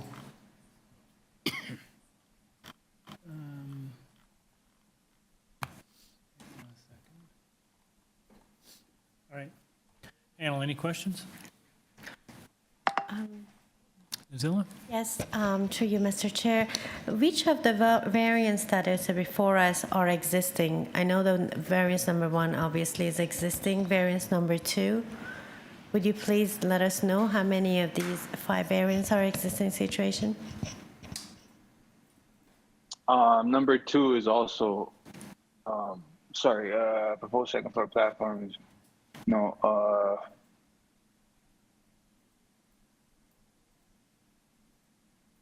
I believe the eaves was existing. We're maintaining the same roof eaves as well. So I would say number 1 and number 5 are existing conditions. Okay. Yeah, thank you very much. Thank you. Anyone else? All right. Thank you, sir. Let's take this into committee. Anyone have Zahir? Thank you, Chair. I think this is a very supportable application. I don't think it's at all excessive in its ask, and the second floor addition is actually going to be built on an existing first floor level structure, so I don't think this is a problem one. I'd like to move a motion to approve this application as amended. I don't believe there are any other conditions. May I also suggest Certainly. to tie to SK4 because that shows the reduced size of the deck or the platform because they sort of push it in a bit. SK4, the drawing SK4. It is, yeah. Tied to It's a drawing proposed roof plan, yeah. Right. Okay. Are you okay with that, Zahir? Yes, perfectly. All right. Motion to approve by Mr. Byatt with the amended application with that condition, tying it to whichever plan that was. SK4 roof plan. SK4 roof plan. Yeah. Do I have a seconder? I can second that. Mr. Bisnet, all in favor? You have your approval, sir. Thank you. Let's move on to item number 9, 54 SPROAT Avenue. This is an application to alter the existing 2-story detached dwelling by constructing a front 1-story addition, which is basically enclosing the front porch. Committee has before it a copy of plan of survey, site plan, floor plans, and elevations, 4 photographs of trees on the subject property, and map of comparable approvals from the agent. We have the agent online. Yes, and through you, Mr. Chair, we don't have any registered speakers for this item. At this time, we'll unmute the agent. Yes, good morning, Mr. Chair and committee adjustment member. My name is Nguyen Duing, the designers and applicant for this property address, 54 SPROAT Avenue 2. Is a very straightforward. Okay, ma'am, just hang on a second. Panel, this is very simple, straightforward. Does anyone need a presentation? No. I do not, Chair. Thank you. Ma'am, we don't really need a presentation. As you pointed out, it's very straightforward. We're just going to take this into committee for a decision. Is there anything you'd like to share with us before we do that? No, I'm good. Thank you so much, Mr. Great. Chair. Thank you. All right, panel, who wants to sit here? Thank you, Chair. I think this is an extremely straightforward and minor application or minor request. I'd like to move approval with no conditions. Great. Motion by Mr. Byatt to approve, seconded by Ms. Chen. All in favor? You have your approval, ma'am. Thank you. Item number 10. Can we get a break? Oh, you want a break? Okay, certainly. We will take a short Is 5 minutes enough, or you need 10? There's a compromise. It sounds like you need 10 minutes, so why don't we do 10 minutes? 7.5. 7.5.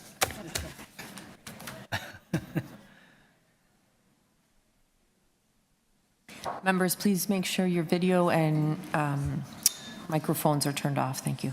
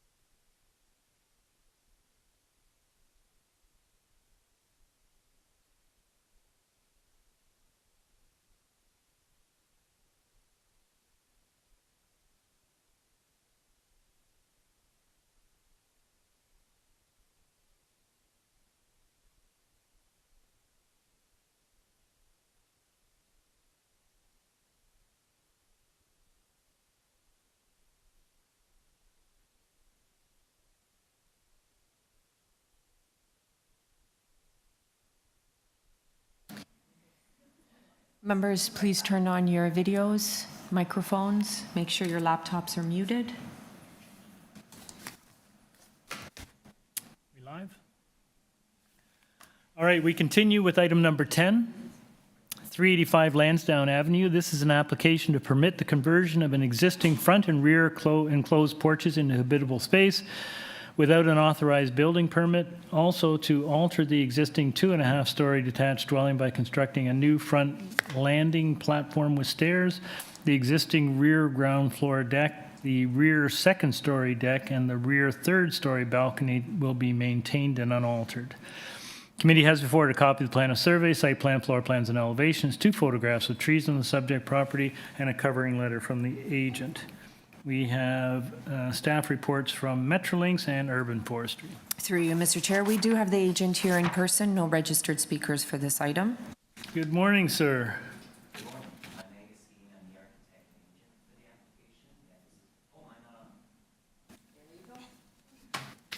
The famous red light. Yeah, it's red, which is not green. Angus Skeen, architect and agent for the application, 142 Glendale Avenue, Toronto. Great, thanks. Just hang on a sec, sir. Panel, does anyone need a presentation on this? Or you want to go? First of all, I thank you. Your cover letter, the material you submitted was very clear, and it's quite clear that your client inherited this issue, and it's through no fault of their own. So I don't really think we need a presentation. I thought your material was quite straightforward. Panel, do you have any questions? One question. One quick one. I'm just wondering if the purpose of the application needs to be altered, because it's rather than to permit it to legalize. There have been changes in the wording that committee staff are using, I think, for these kind of projects. I've been at this for a long time, and legalize. Through you, if the committee is satisfied with the wording, I am satisfied. Through you, Mr. Chair, perhaps I can help. If there is an order to comply, then we use the terms to legalize and to maintain. If it's already been constructed without an order to comply, then it's to permit. So that is. Thank you. There you go. That I should remember because we repeatedly ask the same question. All right, it'll be a test after this.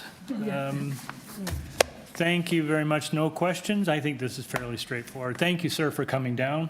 And we'll go into committee. Who wants to take this one? I can take this one. Yim? I think, as you say, it's existing condition and they inherited the issue. So I will propose to approve with no condition. There's a forestry advisory comment, but there's no conditions. Thank you. And I know we're in committee, but you've seen the forestry advisory report. Okay, good. All right, motion to approve by Ms. Chen, seconded by Mr. Byatt. All in favor? You have your approval. Thank you for coming down. Thank you. Item number 11, 35 Peveril Hill North. This is an application to construct a new front yard parking pad abutting Peveril Hill North and to reconstruct the front porch and stairs of the existing 2-story detached dwelling. Committee has before it a copy of plan of survey, site plan, floor plans, and elevations, 5 photographs of trees on the subject property, covering letter from the applicant, decision number A0438/24TUI affecting the subject property, correspondence between the agent and the supervisor of right-of-way management, arborist report, and a context map of supporting neighbors and comparable properties. We have email correspondence from Transportation Services and a staff report from Urban Forestry and an advisory report from Metrolinx. We have 13 form letters in support from owners occupants of 15, 16, 18, 22, 25, 28, 31, 31 and a half, 32, 33, 36, 38, and 40 Peveril Hill Road North. Through you, Mr. Chair, we do have the agent online as well as 1 registered speaker. At this time, we'll unmute the agent. Good morning.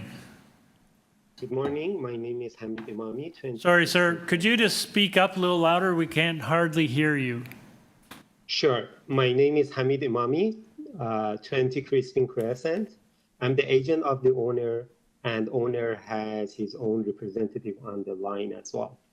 He's going to represent the owner. Sir, we've got someone who's registered to speak to this item, so we'll need a short presentation.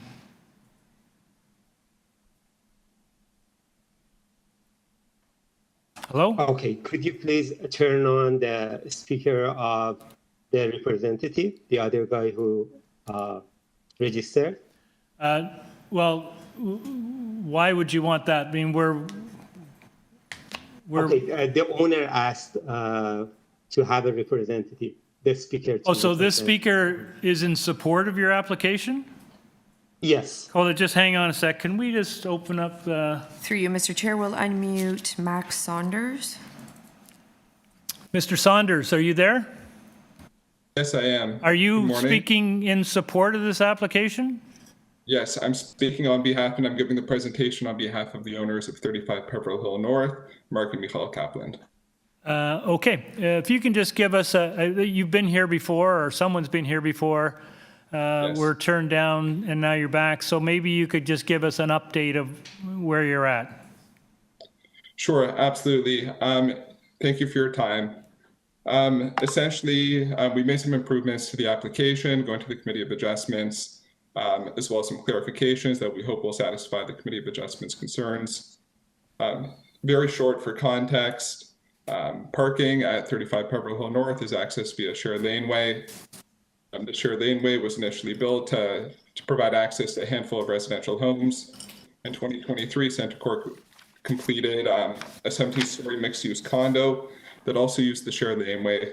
The access to the condo is directly across from the access to Mark and Michael Kaplan's parking. As a result of the ordinary use of the condo, and I want to be clear, this isn't because of any construction-related issues, is the ordinary use of the condo has obstructed Mark and Michael Kaplan's access to their rear parking. This includes residence use, service vehicles, including waste collection, but also customers for the retail on the first floor of 875 Eglinton Avenue, the condo. There are plenty of pictures in the cover letter. We could have included hundreds. On page 6, we included a handful showing the obstruction by residents, customers, and service vehicles. This is a daily occurrence that's rendered the rear parking almost unusable at points. In addition to the foregoing, there's also a significant safety concern. This is shown on the CA plan. The rear parking for the Kaplans is located at the L junction of this public laneway. Because of its location at the very end of the L junction, there's no ability to see oncoming traffic in either direction when pulling or reversing out of their parking. This issue is the same for oncoming traffic that can't see Mark and Michael Kaplan's cars as well as their guests pulling out. This is a significant safety concern already. The obstructions and the safety concern is expected to worsen with the completion of 2014 Bathurst Street, which is at the top of the L. Along with increased traffic because of other developments along this laneway. While the laneway was increased 1.5 meters, this increase hasn't been sufficient to prevent the obstructions. So very quickly, I'm going to go into a few improvements that we made from the previous application / clarifications. To be clear, this application is to replace the rear parking with front parking. It's not to have both. If this application is approved, the rear parking will be permanently closed. Any green space used to build a front yard parking pad will be replaced with green space added to the back. There will be no loss of green space. Additionally, there will be no loss of on-street parking. There's a no standing sign in front of 35 Peveril Hill North. Nobody can park there anyways. There's no loss of parking. Finally, while the curb cut is required, this won't affect pedestrian access. The curb is actually quite unique. It only goes from 35 to 33 Peveril Hill North, 2 houses. It doesn't go the entire street. Pedestrians don't use it as a result. Pedestrians use the other side of the street, which has a sidewalk that extends the entire length of Peveril Hill North. So I don't anticipate any interrupted pedestrian access because of the curb cut. Finally, some additional factors in support of this application. Transportation Services Toronto has endorsed the front yard parking pad. There's the endorsement of 13 neighbors, as previously mentioned. And finally, no trees have to be removed. There's going to be 77% of the soft landscaping will be maintained in the front of the home, not including the additional green space added to the back. Thank you for your consideration. Mark and Michal Kaplan, the owners of the home, just want to get access, safe access to their parking again. For reasons outside of their control, they've lost that access. They're not trying to get ahead. They're not trying to add parking. They simply want to be able to park at their home. Thank you for your time, and I appreciate Thank your you. consideration. Totally understandable. Yim and Nazila, you both were on this panel when it was here last. Maybe you could each comment on this? Yes, I love to, because it was the two issues that last time we considered they were not minor. First of all, the keeping the two parking spaces. They did not suggest to eliminate the rear one. And also the landscaping, the front yard landscaping, so we would be drastically reduced. So I think that was the two variances that the panel did not support, or I did not support. But since they have proposed these 5 improvements, and both of those concerns are addressed, this time around, I'm quite satisfied. Great. Nazila? So I agree with Ms. Yim, so they do some approval to the application, plus the, I think there is no on a supplemental, we'll receive a transportation email on September 25th that they have no objection to this new proposal, so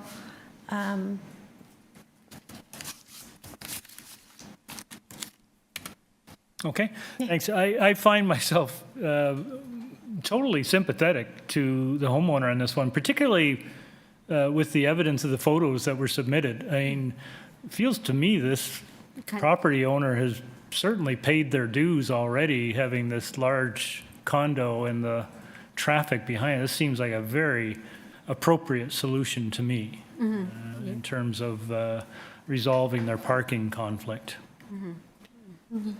Here? I wonder if I might just add one item, and hopefully it won't be too onerous for the owner. You said the proposed parking pad in the front be produced out of permeable materials. So, Mr. Saunders, did you hear that? Can your client make this parking pad in permeable pavers? Yes. Okay, thank you very much. Ryan, you okay? Yes, I just, I do struggle with front pad parkings. I find them not desirable in urban settings. But I'm impressed with the modifications that the homeowner has made and the relocation of the relocation of the soft landscaping. Like you, Chair, I'm totally sympathetic with ongoing access issues, also a safety consideration. And this is a result of intensification that we do find desirable. There's also LRT construction in this area. So I'm very sympathetic to the homeowner, and I find this supportable. Okay, let's take this into committee. Ryan, do you want to move a motion? Sure, I move the motion to support and approve the variance with a recommendation that permeable pavers be used. There's forestry condition number 1, and I think transportation has conditions as well. Permit, yeah. With respect to the curb cut, I assume, or the permit. Yeah, require permit. Yes, with forestry and transportation conditions included. Great. All right, motion by Mr. Bissonnette to approve this application with those conditions, seconded by Mr. Byatt. All in favor? You have your approval, sir. Thank you.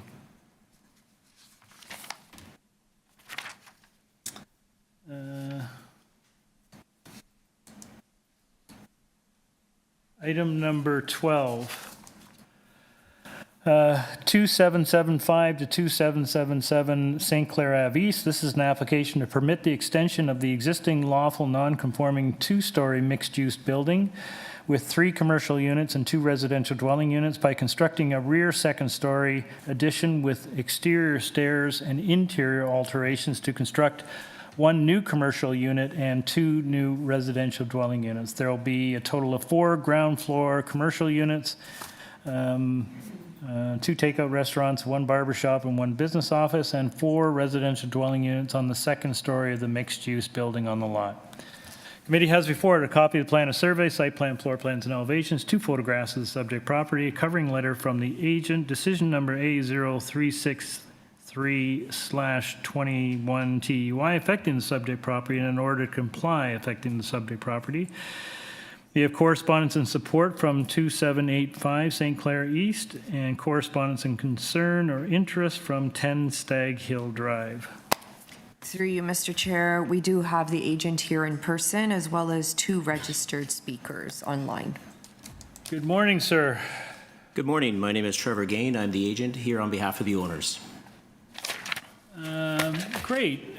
Sounds like we're going to need a short presentation. Absolutely. And if you could speak, I know in your correspondence you spoke to the order to comply, but if you can elaborate on that for us as well. Yeah, sure. The application before you is just some additions and renovations to an existing mixed-use building on St. Clair. We're mainly here because this little area is zoned RD, residential detached. It has never been a detached house. It's always been a mixed-use plaza. So anything we do in this property, we got to be in front of the committee. The previous decision you have before you was the exact same thing. When a commercial tenant changes hands, we have to go to committee to approve it, even if it's just a change from a restaurant to a barber shop, et cetera. So there's 4 variances. The first 2 are relating to these approved uses, again, because of the residential detached. This is commercial. And the second 2 variances are relating to the residential portion on the second floor, again, tied to a residential detached zone, which is a typical 35% footprint, 60% allowable GFA. We're over that. If this was an actual CR district, and just like every of these CR districts within the City of Toronto, at its very minimum, it's usually 1.5 or 2 times lot coverage. We wouldn't be here today, same with the uses. So unfortunately, in 2013, when they did this zoning bylaw, they had a chance to clean this up. They didn't, and now these clients and these tenants are always forced to come to the Committee of Adjustment. So to speak to the order to comply, that was just... that was a building inspector. There was... sidewalk damage through a broken water main a couple years ago that damaged this property. So there was a unsafe work order to redeem the front wall, clean that all up. My client, when he bought the property, we did that work, and as a result, we had to do some underpinning to the front to get to solid soil. We exposed the drains to see what was corroded. And we brought the building inspector in, but for whatever reason, he issued this order to comply. So we complained because we did everything above board. We brought the managers in, and he confirmed that there was no unauthorized work. And if you check online, the orders are all closed. Okay. So it's all done. So it was really just kind of an overzealous building inspector, unfortunately, and we have some complaints in about that. Other than that, I think, like I said, it's really just tied to this non-conforming use, and unfortunately, we're here today. Okay, thank you very much. We'll hold questions and go to the speakers. Through you, Mr. Chair, we'll hear from Michael Fisher.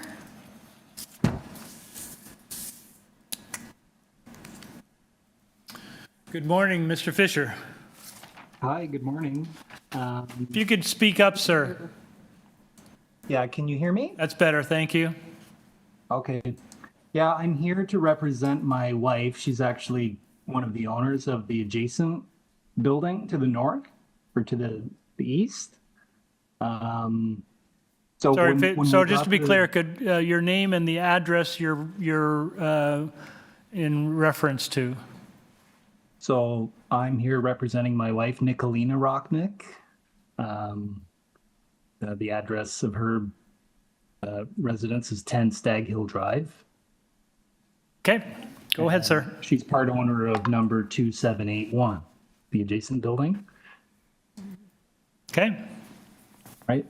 So when we got the notice from the C of A, and I read the cover letter by Trevor, we were just curious to know why this wasn't a zoning bylaw amendment for the property, and why was it treated as a minor variance? Because some of the values that are being proposed are not really minor, like the lot area coverage, the I don't know, but we're not necessarily objecting. We just had questions and concerns about the process, really. Sorry, is that it, sir? That's it, yeah.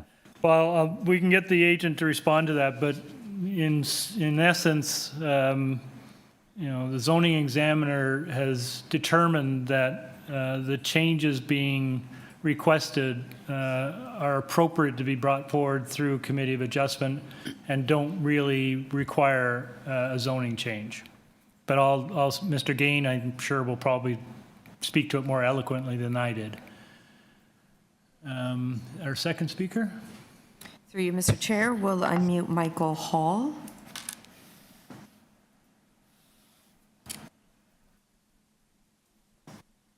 Mr. Hall?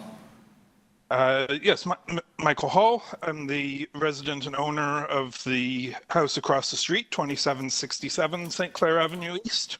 Okay, sir, you have 5 minutes.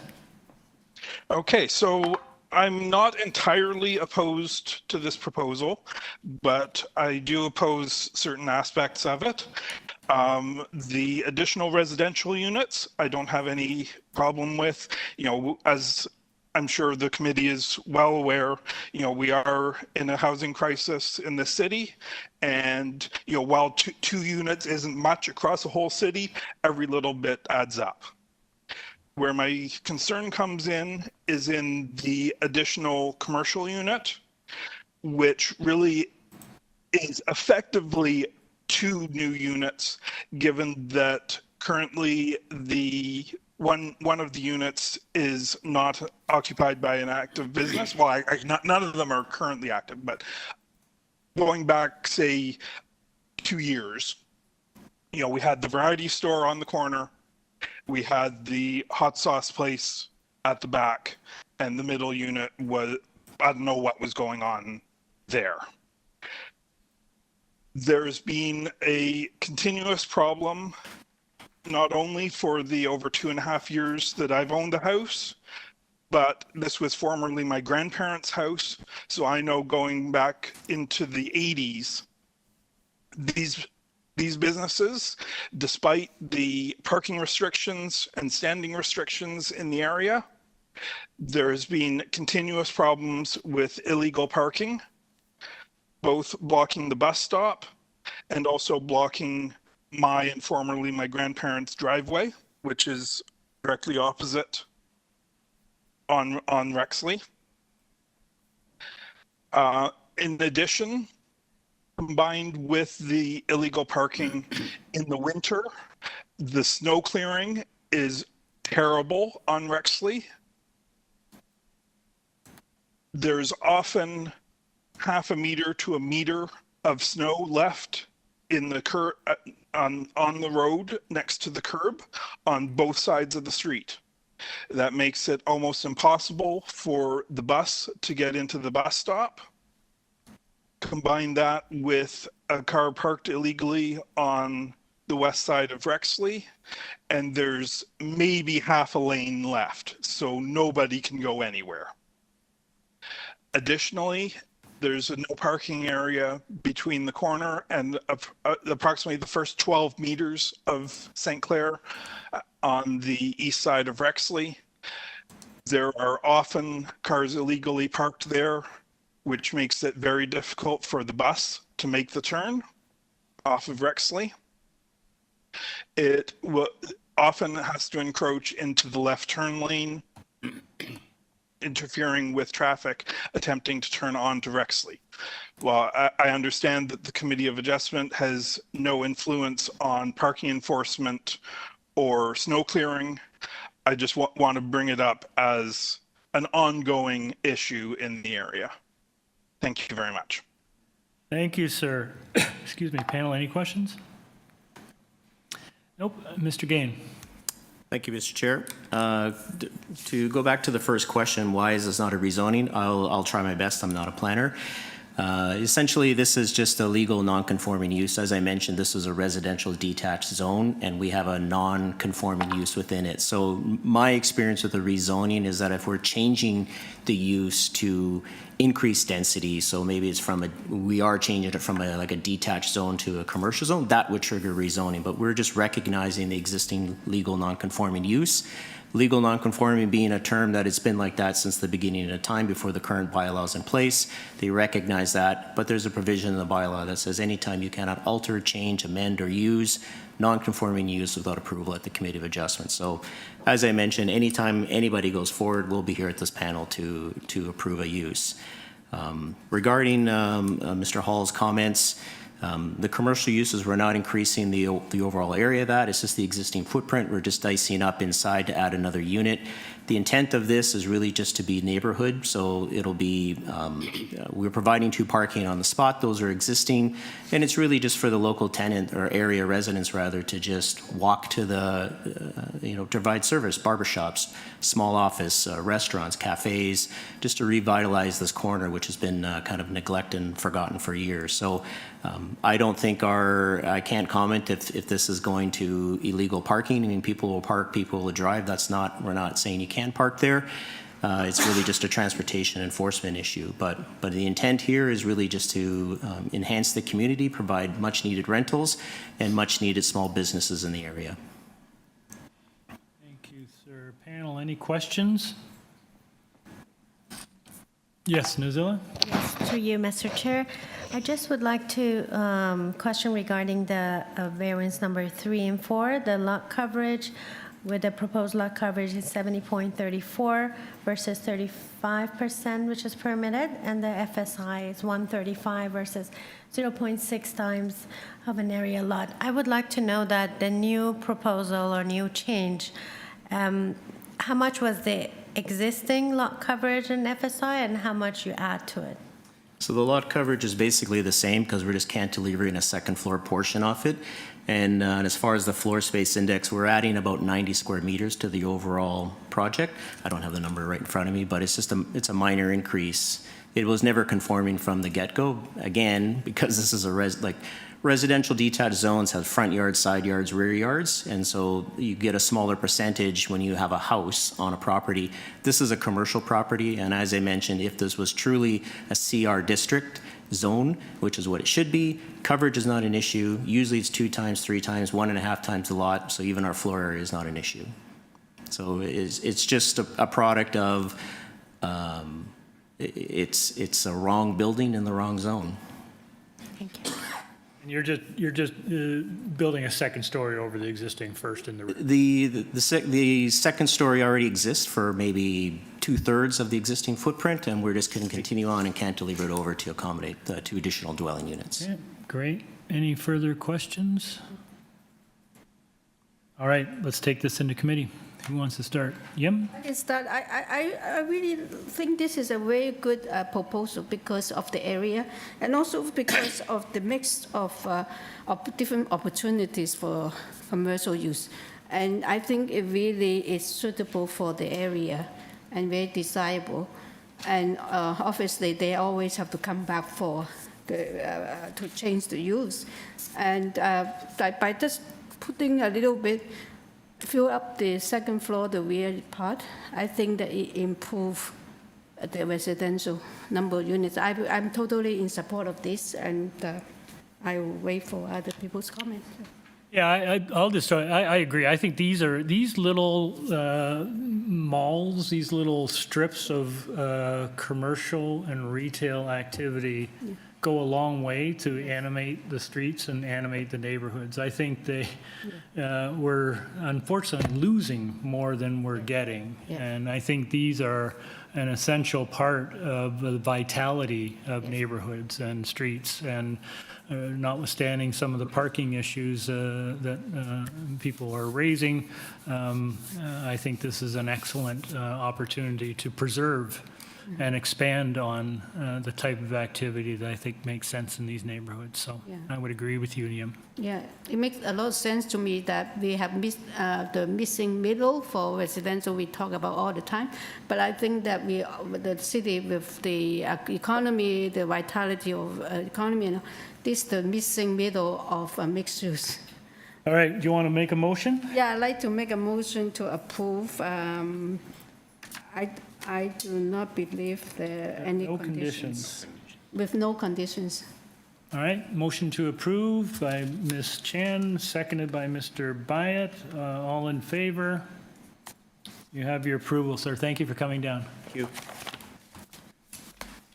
Move on to item number 13, 61 Kippendavie Avenue. This is an application to construct a rear two-story ancillary building to contain one garden suite with a front ground floor covered patio, a side north canopy, and a front second floor partially covered balcony. Committee has before it a copy of plan of survey, site plan, floor plans, and elevation, 6 photographs of the subject property, decision numbers A0458/23TEY and A0440/24TEY affecting the subject property. We have staff report from community planning. We have correspondence and support from 59 Kippendavie. We have correspondence and concern from 51 Kippendavie. Excuse me. And we have correspondence and opposition from 65 Kippendavie. Through you, Mr. Chair, we do have the agent online, no registered speakers for this item. Excuse me. Good morning. It is still morning. Good morning. Good morning again. This is Ozran Stambuk at 15 Mormon Road. Great. I'm just going to ask you to speak up just a little bit, if you wouldn't mind. Absolutely. Okay, that's better. Thank you. I think we probably need a short presentation on this one, please. Absolutely, Mr. Chair. That is a good idea. So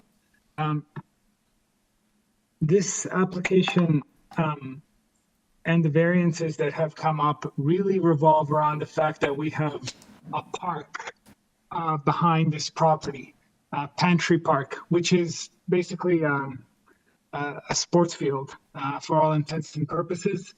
Not really a place for, the same kind of like hanging out and leisure activities, but more of a sports field. And so we decided to locate the garden suite as kind of practically far back on the property as possible, which is causing our kind of major variances regarding the angular plane in the back and the rear yard setback, which I believe to be kind of the crux of the application. We also have a small height variance, and we have a slight variance for the angular plane to the south property, but we have supporting letters from the south property. And that height variance is only a small portion of the peak of the roof, which actually I submitted supporting material on September 24th. There you can see it in the red. That is the extent of our height variance. The part in the orange is the angular plane penetration on the south side. But again, this is kind of offset by the fact that we are not encroaching into the north side angular plane. And the reason we're doing this again is because of neighbor support. And so we really started this whole design process with like, okay, let's see what neighbors in the south will accept, first of all, and let's see how we can reduce impacts on anybody behind us. And with that park behind us, that's kind of how this proposal was born. So I think it's a reasonable sized garden suite. It doesn't have any coverage variances. And also, just to speak to the variance number 1 regarding the minimum soft landscaping, required is 50. We're proposing 40. One big part of the reason for that is the kind of natural paved path we're going to have to make back there, and there we right away want to mitigate any flooding risks or rainwater absorption by making that permeable pavers where it says walkway.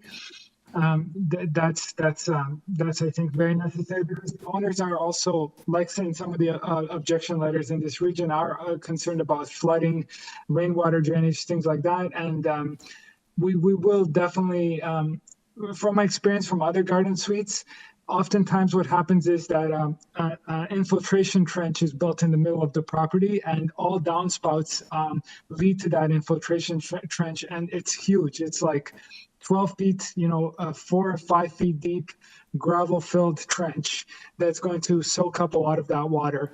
So I think we can kind of afford that variance by making the walkway permeable pavers, by having that infiltration trench in the grading plan in the permit phase, which will happen for sure. So so that's kind of the sum of it. So based on those two important factor is the support from the south neighbors, the park behind us. I feel like our variances are minor, and the proposal is reasonable. But I'm happy to answer any questions you may have. So you or your client has been to committee a couple times for changes to the main dwelling? That's correct. Once approved, twice so far, yeah. So is this all part and parcel with the redevelopment of the property? Yes, that's right. And the main dwelling the construction hasn't started yet. We just wanted to parcel out exactly those applications so that we can show the garden suite in the new context based on the new rear yard walkout, basement and things like that. So we're not showing it kind of independently before the main house is started and how it may affect things. So that was the kind of division idea there. And the neighbor who you've been referring to who's supporting it next door to the south, that's the adjoining semi? Yes. And the neighbor to the north is okay with it?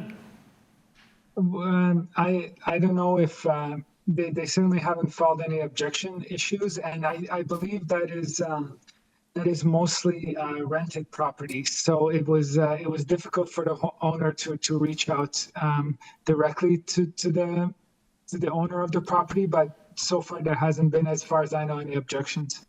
And lastly, the angular plane issue, if hypothetically there wasn't a balcony facing the main building, would your proposal still need a variance for the angular plane? Yes, because of the backyard angular plane, and so that's as soon as we have that rear yard setback variance, then you can assume we have that angular plane variance. And then also right here in the image on the screen, to the south side yard, we would have that angular plane. And I'm not even sure if we even have an angular plane related to that balcony between the main house and the balcony. Right. So the balcony doesn't, I was looking through the variances. There's no variances that relate to the balcony? No. Okay. All right, panel, any questions? Ryan, you okay? Okay. I'm good, thank you. All right. I can't see you sometimes on the screen, so I'm not sure if you've got your hand up. Thank you, Chair. Okay. We have no further questions. Let's take this into committee. Who wants to start? Any observations? Yeah, I think this is a desirable type of development for a backyard. I'm familiar with the area, the street, and the park, and I do find this application supportable. Okay, thank you. Zahir, did you have your hand up? I was just going to say something similar, that I think it's a reasonable application. The design of the garden suite with the cantilevered deck makes it that much more attractive and doesn't take away from more landscaping. I'm also glad to see, I think it's on the north side, if I'm not mistaken, that there's entire strip of interlocking brick which should be permeable as well, so that might mitigate some of the loss of soft landscaping. The only issue... When you say interlocking, you're talking permeable? Yes. Okay. As that's what it shows on the site plan, so I imagine hopefully it is going to be permeable in between the bricks, so that will work. The only concern I had was the balcony that's on the top, on the deck. I think it's the north side and south sides. They'll have overlook onto the adjacent properties, and these are properties that are very close together. So I think privacy screening may be quite appropriate. Can I add to that? I think that's the key thing for me.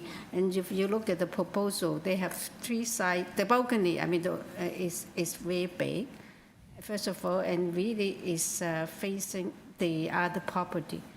And I think in terms of privacy, you really, is a very big balcony. And that's the only thing that I do not think is good. So when you propose privacy screen, you will be on the two short side. That's North and south. North and south. that will improve it. The other thing I want to point out, since they have a height variance for the garden suite, maybe if we were going to approve, we should tie it to the elevations, because the extra height, it seems that is on at the pitch of the roof. Okay. I do note that the site plan doesn't make reference to permeable, so I think you might want to add that in as a condition for the walkway. Oh, the conditions, the conditions from the staff report did ask. Oh, it does talk about pavement. Permanent. Oh, and screening. And then screening. So we've got it all covered off. Yeah, so we are sort of the. So if you just impose planning conditions, I think everyone's concerns are And addressed. also tied to the elevations. Okay. All right, do you want to make that a motion? Oh, yes, okay, I would like to make a motion to approve with the planning staff two conditions, private screening and also permanent paver, and also tied to the elevations of all the elevations, I think. Okay. Seconded. Yeah, pending to condition. Oh, motion to approve by Ms. Chen, seconded by Mr. Bissonnette. Oh, did you want anything to say, Ryan, or just seconding? Nope. Just No, seconding? just seconded. Okay. Motion by Ms. Chen, seconded by Mr. Bissonnette. All in favor? You have your approval with those conditions, sir. Thank you. All right, we move on to item number 14. 91 ELMSTHORPE Ave. This is an application to alter the existing two-story detached dwelling by constructing a front two-story addition along the north side of the attached garage, a second story partially above the existing garage, a front covered porch, a rear one-story addition, and a front and rear second-story balconies. Committee has before it a copy of the plan of survey, site plan, floor plans, and elevations, 10 photographs of trees on the subject property, and an advisory report from Metrolinx. Through you, Mr. Chair, we do have the agent online, no registered speakers for this item. Through you, Mr. Chair, we've tried contacting the agent and we have not been successful. Why don't we stand this one down until we can connect with the agent? We'll come back to number 14. We'll move on to item number 15, which is 1406 to 1428 Yonge Street. This is an application to alter the development standards for the 50-story mixed-use building approved under site-specific zoning bylaw 1110-2022 by increasing the height from 149.9 meters to 157.2 meters, revisions to the permitted projections and encroachments, and a reduction of the minimum height of the first story. The committee has before it a copy of the plan of survey, site plan, floor plans, and elevations, 4 photographs of the subject property, a covering letter from the agent, decision numbers B0010/23TEY and B0038/23TEY affecting the subject property, a copy of email correspondence from the agent and community planning, microclimate analysis addendum letter, planning justification letter from Buzzfield's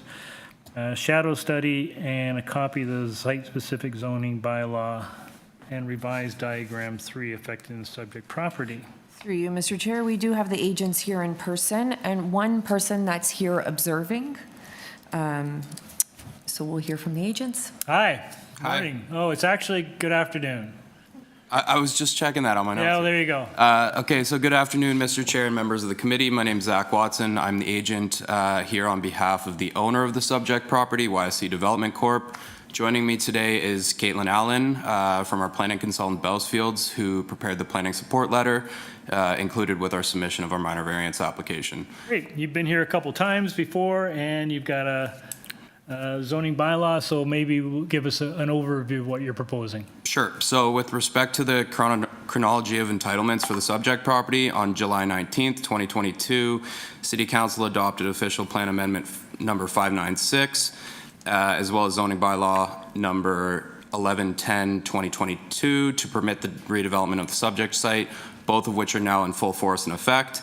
Since the enactment of the bills over 2 years ago, a site plan application and inherent detailed design of the development has been advanced, which has really precipitated the minor variance application before you today. I'd like to highlight that since the inception of our application, this minor variance application that is, we've actively engaged with city staff and community stakeholders. Community planning is aware of all the variances, and they've filed, there's email correspondence filed on the city's AIC confirming that they have no concerns. We also have had ongoing communications with the councillor's office, who has not identified any concerns and doesn't have any objections. Finally, we've had meetings with the Deer Park Residents Group and the Condominium Corporation immediately to the north to gather their feedback and address any concerns which were identified. With respect to our application, there are 4 minor variances proposed. The first variance is to increase the height of the building by 7.3 meters from 149.9 meters as permitted by bylaw 11/10/2022 to 157.2 meters. The overall increase of 7.3 meters in height is due to the proposed increase in floor-to-ceiling heights from 8 foot 6 inches to 9 feet for the typical residential floors. To be clear, the proposal continues to be for 50 stories. There's no proposed increase to units or maximum permitted GFA. The second variance is required to permit the elevator machine room and building maintenance equipment to project beyond the heights shown on diagram 3. And just to be clear, there's already some permitted encroachments that are allowed to be 6.5 meters above the mechanical penthouse. So this is really just a technical variance in nature. The third variance is to permit cladding and architectural features to encroach into the minimum required setbacks. The cladding and architectural features were already anticipated for the building, but were just not adequately captured in bylaw 11/10/2022, so again, this is another variance that's very just technical in nature.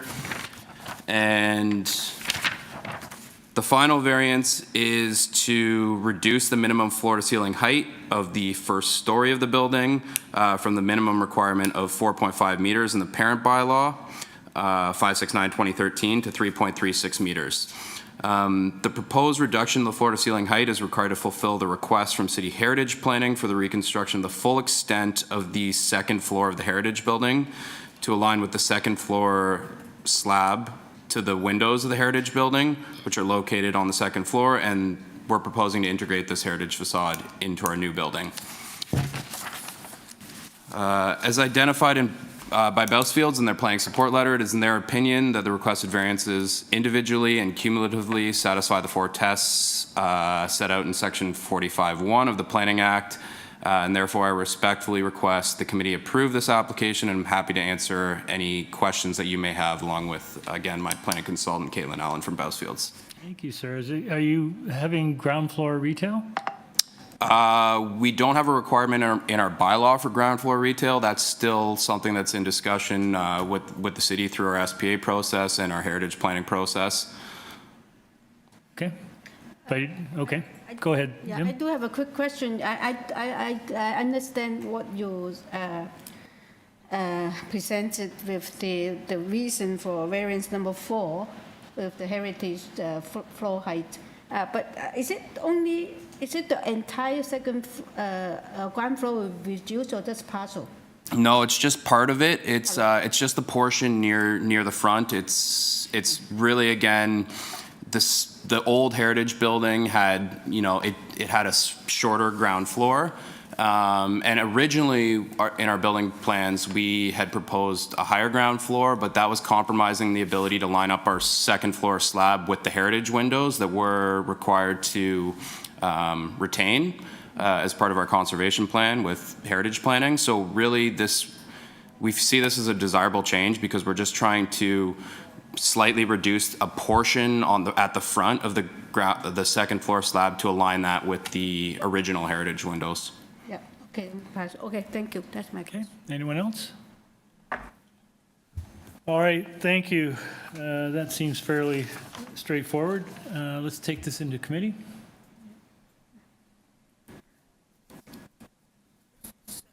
Okay, I can go. I can understand why the increase of 7.3, it sounds like a lot, in 7, like 20 something or 30 feet.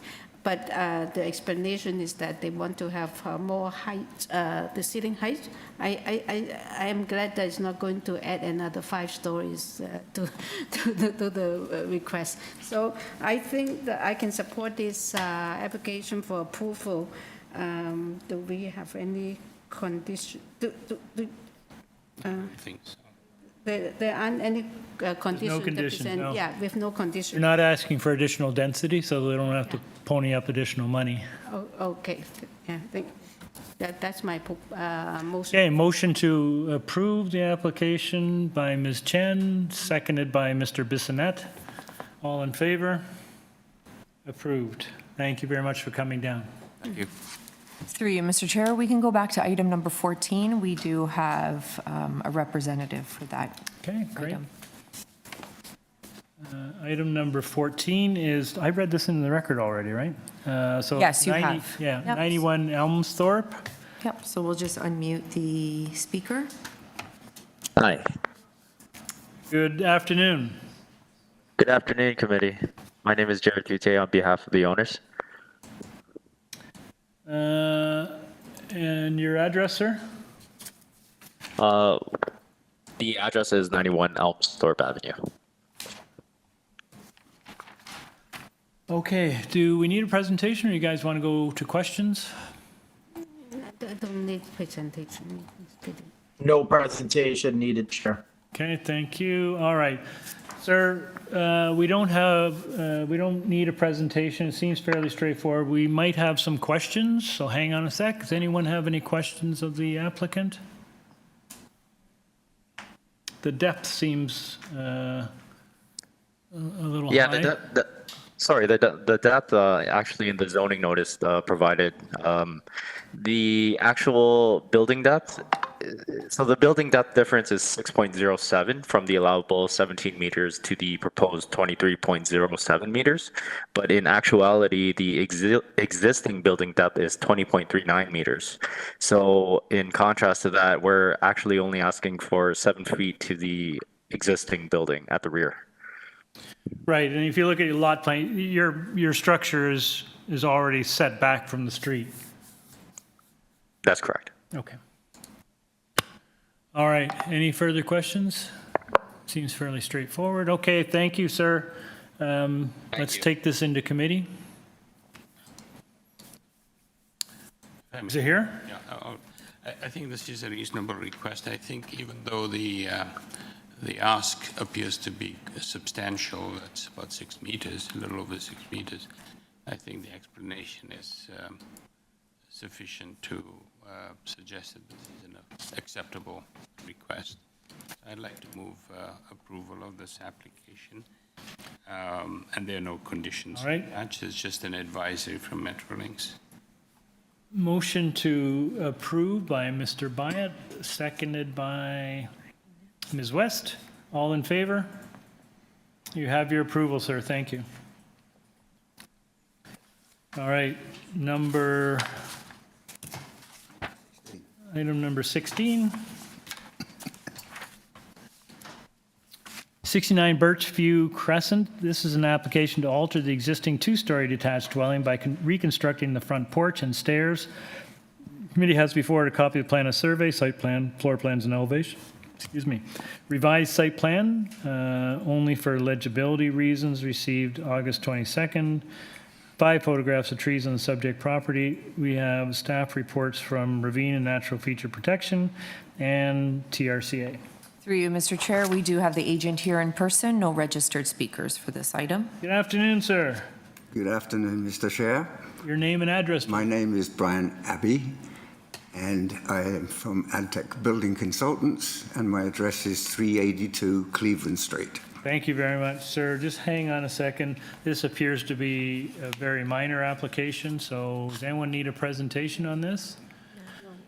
Sir, we don't need a presentation today. Thank you for coming down. Before we take it into committee for a decision, is there anything you'd like to share with the panel? No, I think it is very straightforward, and I appreciate not needing a presentation. Okay. Great. Let's go into committee, guys. Very minor. This is just the front porch and stairs, right?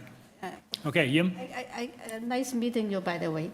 Yes, likewise. It's a very straightforward application. I do agree with that, and then there's no other staff report, any kind of conditions that put on. I would like to have a motion to approve with no conditions. Okay, motion by Ms. Chan to approve, no conditions, seconded by Ms. West. All in favor? You have your approval, sir. Thank you very much for coming down. Hope you enjoyed the show. I just want to finish. I actually started watching it virtually this morning and then realized I hadn't registered, so I just jumped in the car and came down here. Oh, very good. Well, enjoy the traffic on the way home. Oh, thank you. All right, we stand not adjourned, but we will break for lunch. What time will we coming back? Through you, Mr. Chair, will commence at 2 p.m. Okay, we're back at 2 p.m. Oh, we have extra time. Please turn off your videos and microphones. Thank you very much.